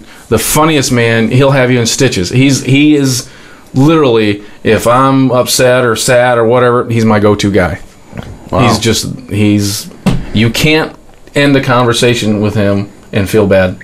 You always... You feel great about life. You feel great. You have a happy feeling. Wow. He just, at least for me, he does. He does it. I get that vibe from him. Yeah, he's a cool guy. Oh my God. So he's the dude in Cheese Pizza, and he's the best fit for that, bar none. End of story. And not like I was trying to take his place or anything, but I was trying to take his place for a while. Right. While he couldn't do it. Right. And then I think that what happened was when he decided he wanted to come back, I kind of forgot the rules. You know what I mean? I was like, wait a minute. You're supposed to get famous and disappear. You know what I mean? But then he came back and everything was good, and everything works out for a reason. And he appreciated that. He appreciated you playing. He was like, oh, God, because it took a load off him, because here he feels guilty because we can't play because he's out there. And now you're playing with us, and he feels good. He's like, oh, But then it came a time where, okay, no, I'm not playing on that night. That's my show. Remember, I am the original guy. Right, yeah. It's like, what do you mean he's coming back? Yeah. Oh, he's coming back for all the big gigs. You're going to have me and what was that? What was that one? Pawpaw. I forgot about that show. So I get to be in Cheese Pizza when there's 4 people at a gig and Pawpaw, and they all hate us, and we end up not even playing any songs that we know. This place was like an abandoned bowling alley, and I think the stage was where the pins used to be. Right. Oh my goodness, it was horrible. Wow. Yeah. That has to go down. Not what you expected, was it? That has to go down as one of the worst gigs I've ever played in my life. You've got to have your go-to thing if you completely have brain lock and you don't know what to do. Twirl sticks. Yeah. For me, it's dive bomb. Wow. Yeah. Just start tapping. You know what I mean? And point at somebody like this until you're trying to think of, God damn it, how does this part go? Because everybody's got their go-to thing. And I think bass players just kind of boom. You know what I mean? Right. And we all know what singers do. They just start, not a summer night to mad to go. Yeah. You know what I mean? Or no, they just hold it out to the crowd. Right? Act like the chord don't work. I wish I could do that with the drums. Just all of a sudden, hey, you know what I mean? The best part of being a drummer, though, is when you accidentally end a song too soon. And everybody else looks like buttholes because they're still. No, because they all look at you and they're like,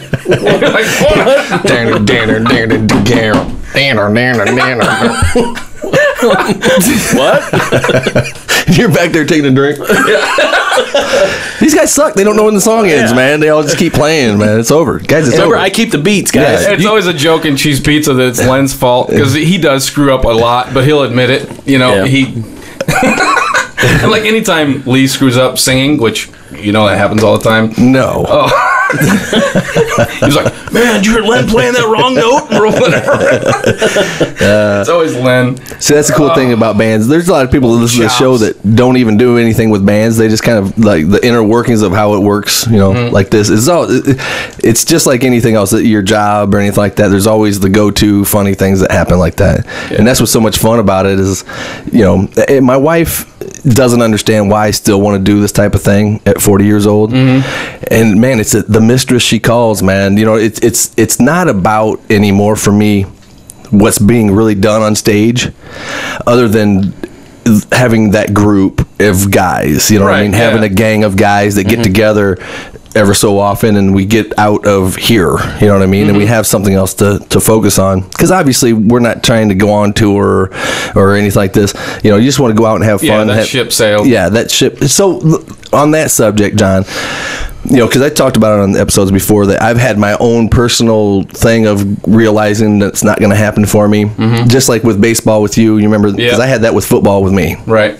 I remember sitting on the couch talking to my mom about, you know, I'm just not fast enough. And it really hit me in high school where the level of performance, just people were just blowing me away just naturally. Yeah, I remember going, God, man. Yeah. I could have started liking girls a lot earlier than this. I was going to summer camp and everything, running all the time and working, going up and down the bleachers and like, and at the end of the season, I got like a most dedicated trophy. You know what I mean? We got to give Brian something. He's here every day. He's here when we open the doors. You know what I mean? Kid didn't catch a pass all season, but yeah, I didn't even play all season. like Brian, that's really nice, but we're going to sit you until we really need you. We need some more. Okay, I'll be right here. We need some more Gatorade. You know where I'm at? Number 87. No, actually at Rocky they had what I coined the phrase the fifth quarter scrub round, which is when the game's over. Right. They let the like losers come out and play against each other. Yep. You know, they don't even know how to line up. They're like, you know. So yeah, I got to play in that one. I remember they put me in for one play, and I'm sorry that, like I said, we'll go wherever we want with this show. That's why I can't do Gilby Clark and people like that, because I'm going to ask him, so how many times did you jerk off today? You know what I mean? Yeah. So, what was it like to be in Guns N' Roses? Yeah, I mean, what are the questions? Right. So, Gilby, so you're a guitar player that got to do some cool shit. Is Axl an asshole, or is he whatever? And he'll do you have a Les Paul still? I'm out. That's I can't talk about that. Right. What was it like? Oh, no. See, with us, we could just talk about shit, and now I don't even know what I was talking about. You were in for one play. Okay, so I remember they were, Brian, it's your time, man. We got to run I can't remember what it was called, like a button hook pass. something counter to where I was a wing back. I had to run into the quarterback. He gave me an inside handoff, and I had to run between the center and the guard. And there was my hole. There was supposed to be a hole there. Right. And as soon as I touched the ball, my slow ass, by the time I got the handoff, there was some corn-fed fucker killing my ass. And face mask to face mask on my back. You know what I mean? And I was limping back to the sideline. You know what I mean? And I just remember that being like, yeah. And then the dude that plays that position, most of the time, he must have been hurt or something when they put me in. Four of them must have been hurt before they put me in. But so I'm thinking, them guys all get to that hole. You know what I mean? Yeah. Before that, and I'm running as hard as I can. I just can't get there. Right. You know, and another one was they tried to run a sweep, and I got to the edge. I didn't even get around the corner. They were closing on me. You know, and I just realized the closing speed of some people that are faster. Right. And they hit me, and they had the sand traps from the track at Rocky. I was in that. And so I was picking sand out of my helmet for the rest of the game on the sidelines, like licking my wounds, like, this ain't gonna happen, man. You know what I mean? So that's what happened to me, and I was like, Mom, I'm just not fast enough. You know, to be a professional football player, you have to be freaky good. Oh yeah. And gifted physically to begin with, and all these things. And I just couldn't I think I was running a 5-something. Imagine a halfback running a 5-something. Right, you know what I mean? Yeah. There's nose guards in the NFL that can run a 4.7. Oh, you know what I mean? I'm running a 5.6 40. Yeah, I watch the combines now, and I go, God, I was an idiot. You know what I mean? They didn't have that back in the day. You didn't know. The combines, I mean, think about it. That's the most elite high school players go to college, and then out of that, the most elite college players go to pro. Right. So every single one of them was like a first team All-State. We can get off the subject of football if we want, but anyway, I was picking sand out of my hair and my ass. I realized that wasn't going to be it for me, and then my mom was like, well, you know what, son? I love you. I believe in you. You just got to pick in a new dream. If that one's not going to work, do what makes you happy. Find something else. And I was like, I already got it, Mom. Yeah. Rock star. And she was, oh, shit. Here's another lottery ticket. Right. You know what I mean? Right. Here's another heartbreak coming down the road. You know what I mean? That was my next goal. Okay, rock star. And then, a kid that young, when freshman, you assume, well, in order to be a rock star, then all you got to do is put a band together, put out a record, have a decent song on there, get noticed, and you're gone. Yeah. Right? Yeah. Because there's scouts out looking all over the place. Yeah, they're going to be at the Clipper, too. That's right. They're going to be hanging out with Marge, waiting for the next big thing. Hey, that one guy, he made it from the Clipper. He's playing with Prince. Yeah, he played with Billy Piper, too. You're talking about Jesse Johnson. Yeah. Jesse Johnson. Yeah. Yeah. So and the dream can happen, right? And it's gonna there's gonna be lightning's gonna strike every now and again. Well, 3 Years Hollow, you heard of them? Oh heck yeah! Yeah, they're on tour right now. So I mean, and their records out on Imagine Records, and they'll be blowing up in 2014. So it could happen. I hope so. Yeah. I mean, I want to call him. I want to call Tony and be like, "Hey man, what's up? How's it going? It's Jesus Christ, dude." He'd probably be like, "Yeah, who? Brian what? Who? MD what?" Like I said, that ship sailed. And you realize that, and you, like you said. So I guess my point was, when did you and how was the transition for you when you realized that I enjoy playing drums. I'm not going to make this my living. Mm-hmm. How hard did that hit you really hard? Was it a hard transition to make, or did it just kind of, oh, well, you know what? That sucks. Yep, it was like that. Really? Yeah, it was like that. Same thing with, in high school baseball. I got cut when I was a junior, and I was like, oh, you're kidding me. I remember my last day, and back then I was just I was small and just tried to make everybody happy, and Coach Laura came in, and he's like, this is the hardest job a coach has got to do, and we're gonna have to let you go. And me being the people pleaser, I was like, whatever the team needs, man, you gotta do what you gotta do. I'll be all right. It's okay. Loyal to the end. Yeah, right. Yeah. And I go home and tell my dad, and it didn't work that way with my dad. Yeah. And I was like, what? And but I worked hard. I got a pitching coach. Came back, played senior year, and my aha moment with baseball then was playing Rocky. I think I own the record for most home runs given up in one inning. Oh, wow! Yeah, Rocky hit I think 3 home runs on me. One, and the best part was like the third one, just drilled the scoreboard. It was like boom! It was like, and that was for me like going, yeah. Scouts are up there in the bleachers. Yep. Oh. Yeah. Stretch. Nelson. Nope. So, yeah, and then That's rough, with cheese pizza, yeah. With cheese pizza, it was like, it was actually before cheese pizza when I was like, that I'm not gonna make it, and that's okay. It was when we decided to scrap No Longer Human and let's do this thing and just stay close and let's go out and try to just have fun. Let's just have fun. Mm-hmm. And if we have fun, people will have fun. Right. And we'll make money. Okay. And that was that quick of a, that makes sense. Let's just go have fun. And then after the first few shows and it started clicking and we started getting the following, then it kind of like, it like eases your pain. Mm-hmm. Yeah. You're not going to make it, Right. But you're having fun and like, oh my God. Well, let's face it. How much money? You were making more money than a lot of, national touring bands. Yeah, but it's because we didn't have the overhead. Because when we think about being in a band, a cover band or anything like that, you can make that kind of jack. Something's going right. Oh, yeah. You know what I'm saying? But in every market for us is different. Because, we could go... Pow. Yeah. Or, another place, $200. Yeah. You know what I mean?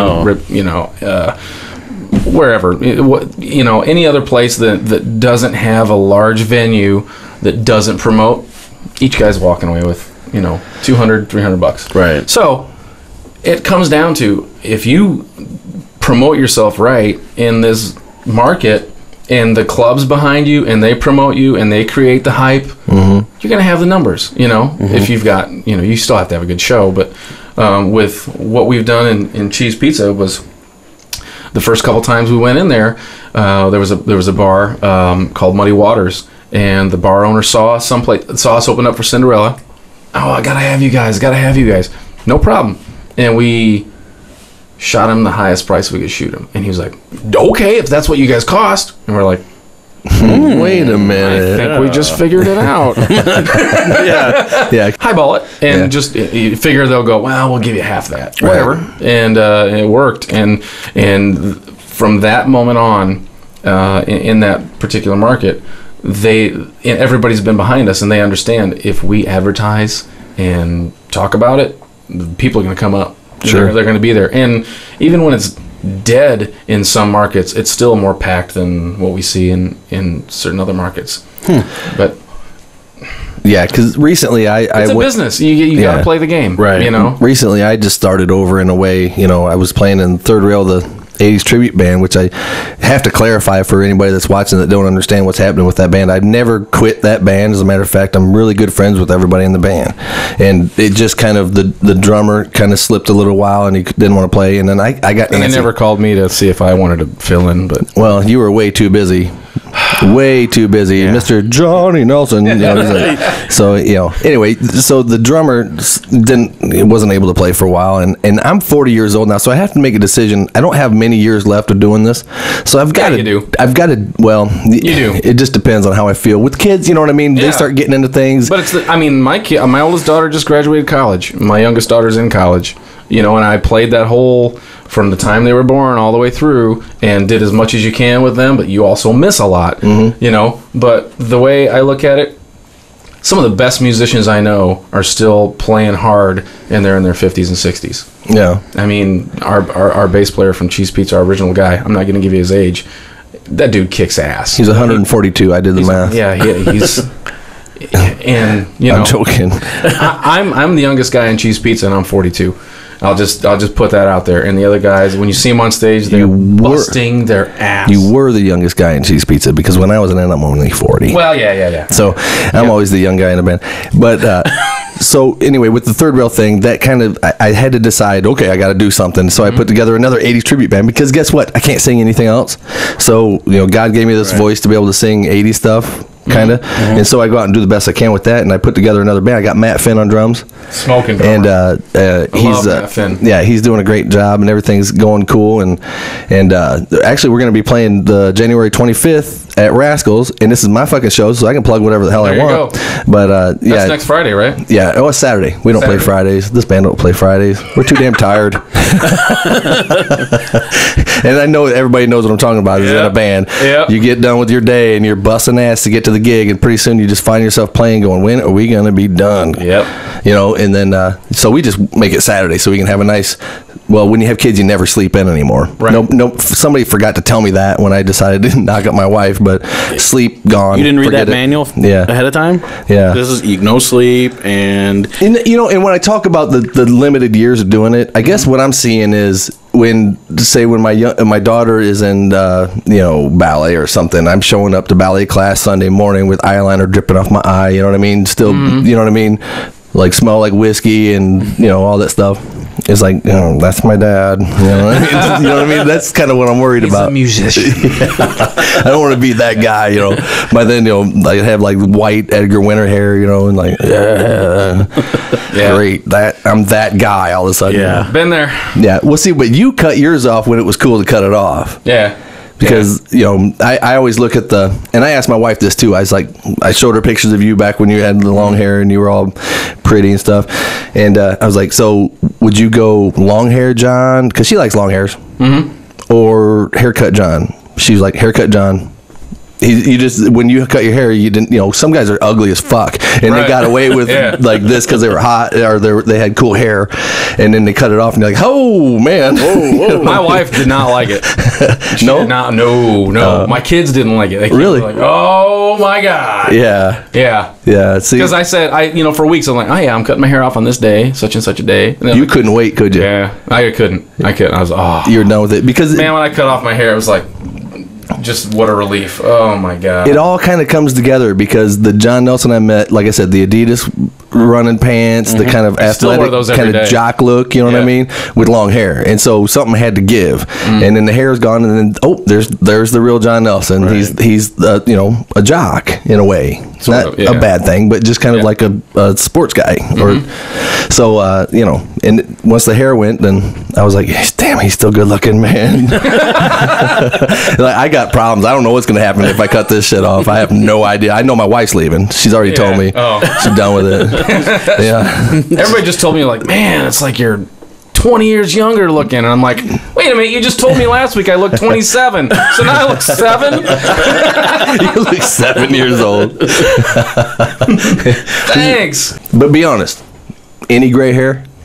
I have gray hair right in here. Really? I just did a no-shave November, which ended up me sleeping on the couch quite a bit. I did no-shave November. A student of mine at the school I work at challenged me to no-shave November, and he's a kid who usually has this big old Amish beard, and I'm like, there's no way I'm gonna beat this kid. There's no way, and I figured it out. I beat him. He just doesn't shave for 6 months. Yeah. See, now, can you grow, if you didn't shave for 3 days, what would you look like? Would it be like there? No. It's just like a thick 5 o'clock shadow, I guess. Oh, I'm screwed because mine, this right here, this is a comb over. There's actually a little, it's actually a little puff of hair right here that I like comb straight down like this. Right. I have to keep licking it and putting it where it goes, Yeah, I'm like, both sides of my chin are really gray, but on my head, I don't have one. So yet. You'd look like Kenny from Rascals then. You'd have like this like kind of gray. I don't know if he does that on purpose or not, but it's like it looks really cool. Yeah, I kind of want to ask him. Yeah. Do you do that on purpose? Yeah, I don't think that men should ask men Probably stuff not. like That's that. Why I haven't. Jesus, I tell you to talk more, and Nobody then you say that. Yeah, well, that's what you get. That's what you get. He just did ask me about mine. Yeah, he did. He did. Yeah. So okay, let's get real here. So you got out of all the local bands, and just take, because I know I'm not looking for anything about any band I've been in. Has there ever been a local band that you've like really like, man, I'd like to be in that band? And you weren't. Yeah, right. I always thought they had like a thing going on that it's like, God, man, they jam. I mean, I've always been a big fan of Steve's guitar playing, and you're talking about Steve Ripley. Steve Ripley. Yep. The Ripper. Yeah, Steve Ripley. I thought they were just really, really cool. They had cool stuff going on. Other than that, I mean, I would like songs from bands, but not like really. What did you think of Nikki Fox? Bands. Oh, I thought they were really cool. I thought they were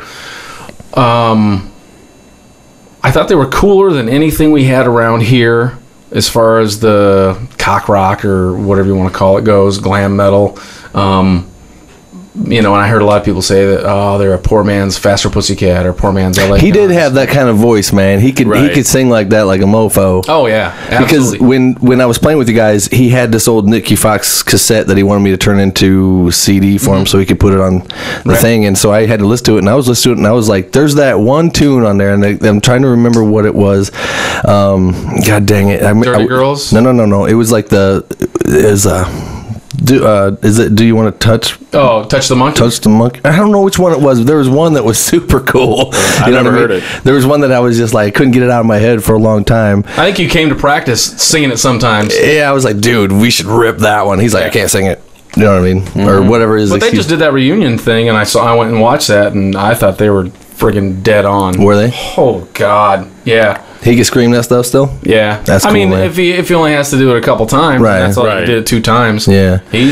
See, because when I was first seeing Cheese Pizza, when you guys did the Cheap Trick thing, I was freaking blown away by his voice. You know what I mean? I was like, he could really That's really the set nail where it. he sings. Yeah. And he kicks ass. I saw there were times where I got chills because it was either Al's bass sounding like a 12-string, because of his effects or whatever, and we were like, oh my God, we just nailed that. We're not there to impress anybody. We're not there to piss anybody off. We're there to have fun and just be stupid. Yeah, with that situation, I mean, there's always the people aren't going to care. I always tell people that I play in bands with, they're like, well, it's not perfect. I say, you know what? It's not about being perfect. It's about how it looks to the audience, because people respond in the audience to how it feels coming from the stage. They don't hear the notes as much as they feel what's happening visually. You know what I mean? So they want to be entertained, right? And that's happening. And if a guitar player blows a solo or something, which I've never done, of course not, and you take that home with you, and you're like, God, I could have done that. You got to remember, it took me so many years to learn that. You know what I mean? That people just don't really care about that, except for maybe the arm folded, disgruntled musicians in the back that are like this, like me and Jerry Freeze standing in the back. You know what I mean? You're not playing for pissed them. Off. Oh, I know. Yeah, and that's you're the not playing for them. Oh yeah, and there's a total disconnect. And if there's like 0.05% of the audience that's there to critique everything that the band's doing, then they probably shouldn't be there. Right. You know what I mean? Mm-hmm. It's a different thing. You shouldn't be at that gig then, because everybody else is partying. So that, or they'll end up wanting to be in your band later on. I was waiting for that setup. Eat that, Brian. Hey, I've kept this really cool, man. You want me to tell people the truth about you? We've changed in the same room, Johnny Nelson. We have, yes. Is that thing real? You know what I mean? Damn, Nelson's got everything in common with Tommy Lee. Jesus.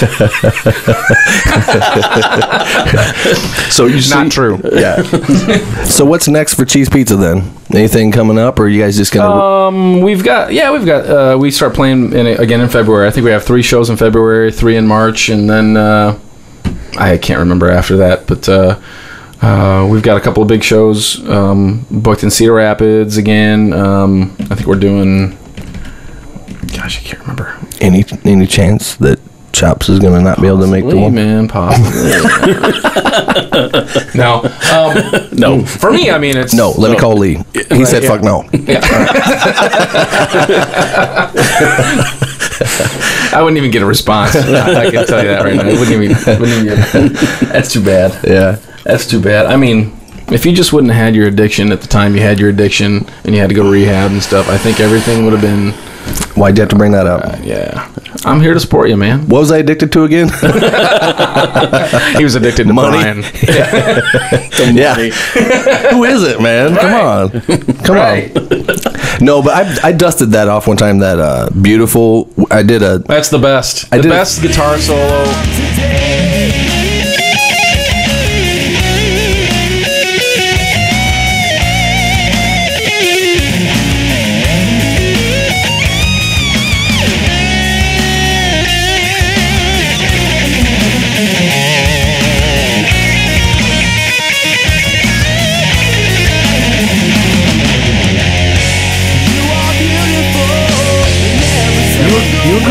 I was thinking the same thing. And remember, we would do the Lust of Lots. What was it? Runaway? Not Runaway. Oh yeah. Totally killed it. Yeah, it was fun. It was fun to construct that. See, now that's where the bad Brian rears his head, because if I'm going to do something like that, I'm going to actually put some time into it. Yeah. Because there might be that 1% that's back there going, But if at least if you can, because the people dance in the front. Well, there wasn't too much of that, but there's the people that are there having a good time. Don't give a shit about my solos. It's them 5 guys that are standing against the back wall that are going, damn it.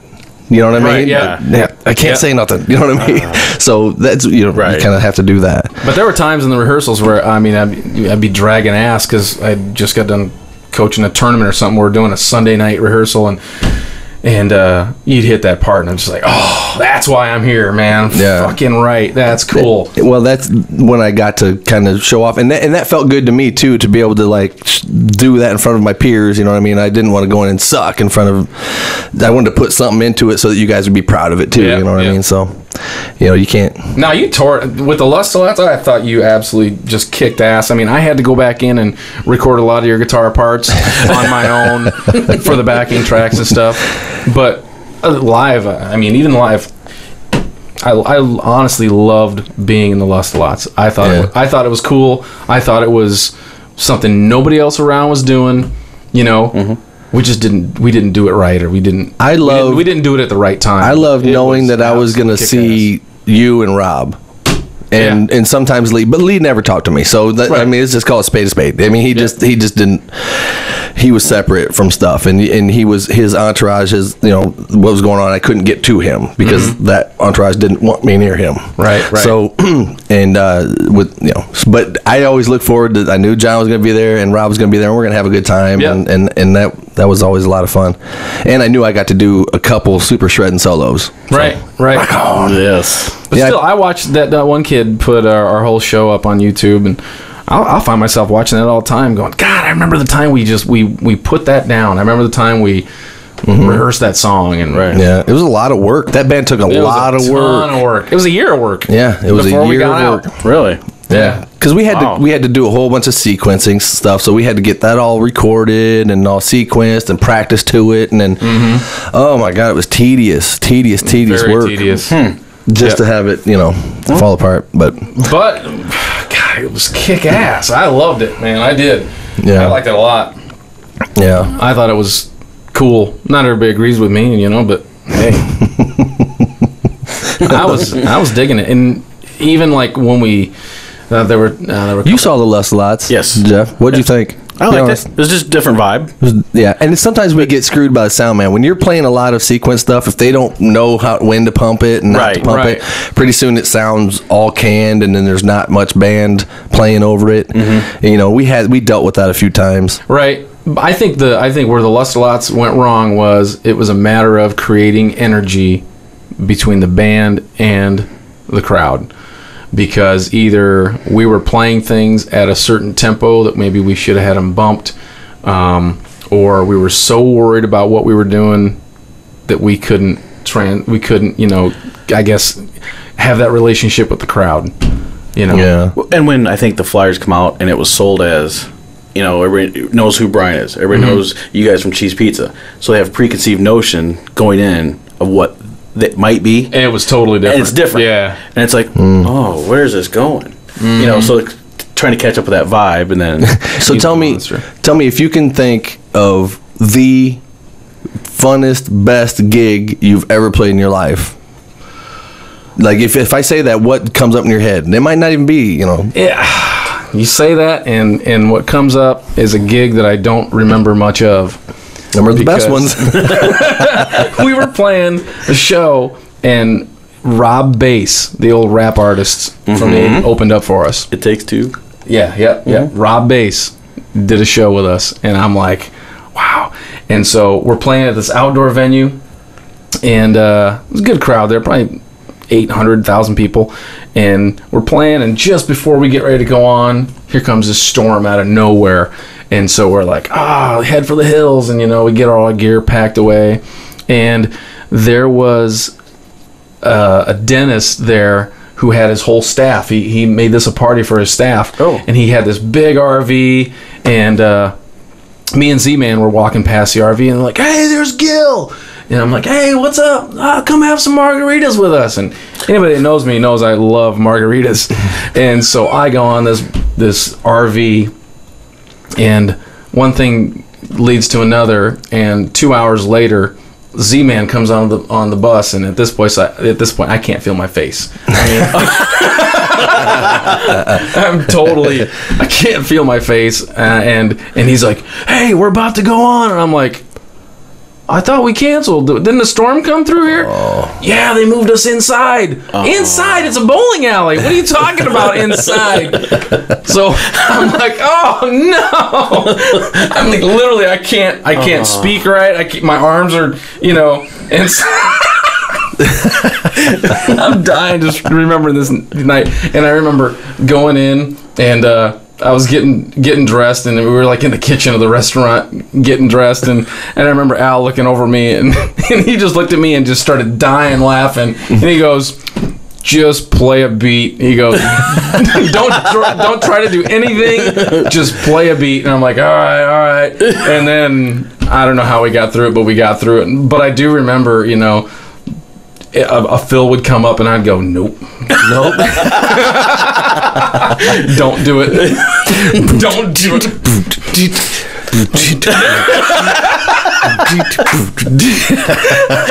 Exactly. Oh, trust me, I've had times where I've looked at my guitar neck and went, "Ooh, there's a lot of frets on this thing, man." I'm just going to use these. Have that many necks? I'm just going to use these 3 down here. Someone stay down here. Ooh, there's a double dot there. I don't know what that means, but that means something important. I'm pretty sure. You know what I mean? Yes, that was a fun one. There were a couple of cool moments. I guess we did a show with Cinderella, and I was back. I get backstage and I'm warming up. I'm just doing some rudiments on a practice pad, and I didn't know it, but Fred Curry's walking behind me, and he stops, and I'm just playing this thing, and he's like, "Dude, can you break that down for me?" And I'm like, "What? Fred Curry? Okay." And so I just show him what I'm doing, and I'm showing him what I'm doing on my left hand, showing him what I'm doing on my right hand, and he starts doing it with me, and I'm like, this is cool. Yeah, this is a moment. You know what I mean? Yep. That was cool. And that's all the cool time. Oh, okay. Right. Yeah. Can I tell you a cool story about me? Yeah. No, I know what you're talking about. One time I was shredding and I had my foot up on the monitor.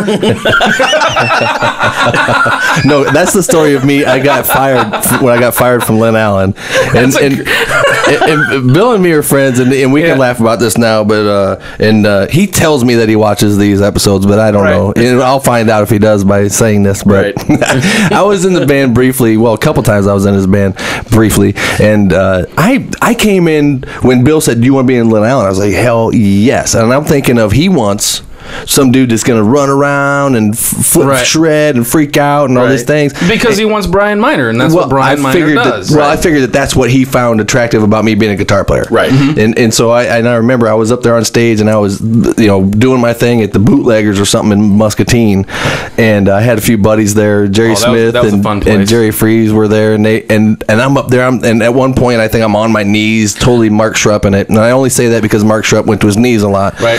But I'm up there just totally doing my thing. Wow, foot up on the monitor, like the girls Bill's dancing on the bar. Well, I didn't take the time to look to see what was going on over there, and pretty soon I look over and he's behind Hal, like this, you know what I mean? Just kind of like, this guy's got to go. And I'm like, yeah, it's good, pretty good, huh, Bill? You know what I mean? Yeah. And Jerry and the other buddy were out in the audience going, "Hey, he's fired. He's fired. He's done. Look at Bill. Done. He's done. He's done." Anyway, and so Bill and I talked, and he's like, "Look, there's a time and a place for certain things like that, and if that's how you're going to be on stage and stuff like that, it kind of looks silly if me and Hal are just kind of getting through it, because they're the professionals, and Bill ain't gonna run out there and do a flying kick like Panama style, jump off the drum riser, do the splits, you know what I mean? Right. All this shit. And I'm over here like fucking my guitar, thinking I'm in the Panama video, you know what I mean? Yeah. Gone next day. Yeah. And it was a mutual agreement. He didn't say you were fired. I just said, I didn't realize that. Sorry, I'm not one of them guitar players that can just stand there. Right. I'm sorry. So I just find somebody else. Who I am. Yeah. Sorry about that. Yeah. I thought I was impressing you. You know what I mean? I thought you were tearing up over there behind Hal. Like, I can't believe it. Finally, I got that guy. I finally got that guy. So, anyway, yeah. You know how it goes, man. Dude, that's a tough riff to play. I mean, I had to figure that one out. It took a little while. Not for a drummer. Yeah. Well, I guess not. So you remember Lynn Allen? I mean, oh yeah, yeah. I mean, I was really young when they were doing the Beethoven's thing and doing Awesome, so was I. I couldn't get in. That whole thing escapes me. As a matter of fact, I really kind of almost wanted to do a documentary style interview about, the loading dock and Beethoven's, and talk to people that were there, see pictures, and just kind of see and just interview like Bill, like kind of like a documentary type thing, and just like find people that were from there and just kind of get their memories of it and how explain it. I think that'd be pretty cool. That would be very cool. Yeah. Because I mean, if you think about bands from around here that have had a chance to do it, that was the heyday. Yeah, how could you not say Lynn Allen? Right. Yeah. So I really missed the boat on that. But if you were the guitar player back then that was doing that, then you were like something of a legend. You know what I mean? Oh yeah. So. And Bill always had them guitar players like Compton and and all that. So who was the other guy? Tim. It was Compton, and then was the other guy's name Tim too? Murphy. Yeah. Terry played guitar. Terry Murphy. Yeah. Terry Murphy, yeah. Tim played bass with him. Yeah. So Jerry Smith calls me and he says, "Hey man, we're interested in doing a get this, you'll love this, John." Because this is how dynamic Jerry Smith is. He can play in Cheese Pizza, and then the next day he wants to start a Queensryche tribute band that's going to play nothing but Operation Mindcrime from front to back. Oh, yeah. And he calls me and says, "Hey, you want to sing it?" And I'm like, "Fuck no, man, I can't sing that shit." You know, Jeff Tate. Yeah. And so, we get in the room, we start doing it, and it's happening, you know what I mean? And I can actually sing that kind of, you know what I mean? And so I'm like, this is a lot of fun. Anyway, so Mark Watson's playing the guitar, and Tony Carducci is on another guitar, and Jeff, and then the drummer from Simon Says Uncle, Kelvin Sampson. And they know, I mean, he's got all the samples for the in-between stuff, like, kill her. That's all you have to do. Right. Kill Mary. You know what I mean? All that shit. You know what I mean? Yeah. So it's all there, and that'll probably never make it out of the rehearsal room. But it's just something to go do on some Sundays and belt, you know, and somewhere in the, somewhere in the middle of breaking the silence of the night, I found myself just having a lot of fun. You know what I mean? Yeah, like, that's what it comes down to. This ain't going to go probably anywhere, but God, this is a lot of fun to do this. Yep. Yeah, the thing I've been kicking around in my head is, wouldn't it be cool if you could put together a band and say, okay, for me, because I like a lot of weird, different music, man, I would love to go do just a night at Jellyfish. And then go, okay, the guys in the Quad Cities who can play power pop the best. You know, Bill Douglas. Yep. You know, guys like that. And then just come up with, okay, these guys are the guys I'm going to have that night. We're going to play at this club, and we're going to do nothing but XTC and Jellyfish and, you know, power pop stuff. And then 2 months later, well, you know, I sure would like to pull off a LA Gun show. And so now I'm going to pull up a bunch of different guys for that band. And then, oh, you know what? It'd be kick-ass if I could... Call me when you want to do the Skid Row one. Yeah, Skid Row. Yeah, I'll run sound for you. No, but I mean, seriously, it'd be fun to do that just like 4 or 5 times a year and maybe do 2 sets. And for me, it'd be like Marvelous 3 or Butch Walker one set, and then the next set it's going to be all Crew, and then the next time it'll be all Beatles, and then something else. You know what I mean? Right. You know, that kind of lends itself to the idea of, I remember talking to Lee a little bit about this, and he's like, you know, sometimes I just wish that I was just like the bass player in some band. You know what I mean? Where I could just kind of be off to the side and like be not paid attention to too much. You know what I mean? Just I mean, believe it or not, he is really like that. Yeah, he's very to himself. He's not out. I mean, if you know him, you know that he's a very down to earth guy. He's just to himself. Right. You know. He is way more humble than he comes off to a lot of people. Well, it gets on stage. It's an act. It's an act. And even when we're at a show and there's people there and he's at the bar getting a beer, he's still got to be that guy. Right. But if you know him like I know him, he's Lee. He's a hard-working dude who works his ass off. Yeah, and I don't want to talk too much about it, but the falling out between Lee and I weren't personalities between me and Lee. Right. It was people around us. You know what I mean? Like sometimes you get in a band and the women don't get along. It's fucked. You know what I mean? There's no fixing it. You just have to bow out. You know what I mean? And you feel like it's just not gonna. You can't happen. Disagree with the one you live with. Right. So you know, it's just better to just walk away from it. Yep. So and your addiction. But what I was talking about is with me, I played guitar for so long, and then the idea of I never thought I could sing, and maybe to some people I still can't, but to make that happen, to all of a sudden I'm a singer, I found myself being a singer in a band. I was like, well, this is different. And now what if I just, because I play guitar and sang, and I was like, well, what if I just put this thing down over here, and now I'm just a singer? It was such a breath of fresh air, a new sport in a way, you know what I mean? It was like, well, let's see what I can do with this. Right. And I love singing. I love being the singer, you know what I mean? Right. It's so much fun, and people are like, you need to play guitar. Well, you're not playing guitar? Well, you're crazy. Why are you playing guitar? Because I don't fucking want to. Right. You know what I mean? You know what? It's kind of like the same thing with me with drums, because for years I was playing the multi-sparkle Spawn kit. and just things get stale. And then I bring out the old, the old Pearl kit, and it was like, oh my God, why did I ever quit playing this kit?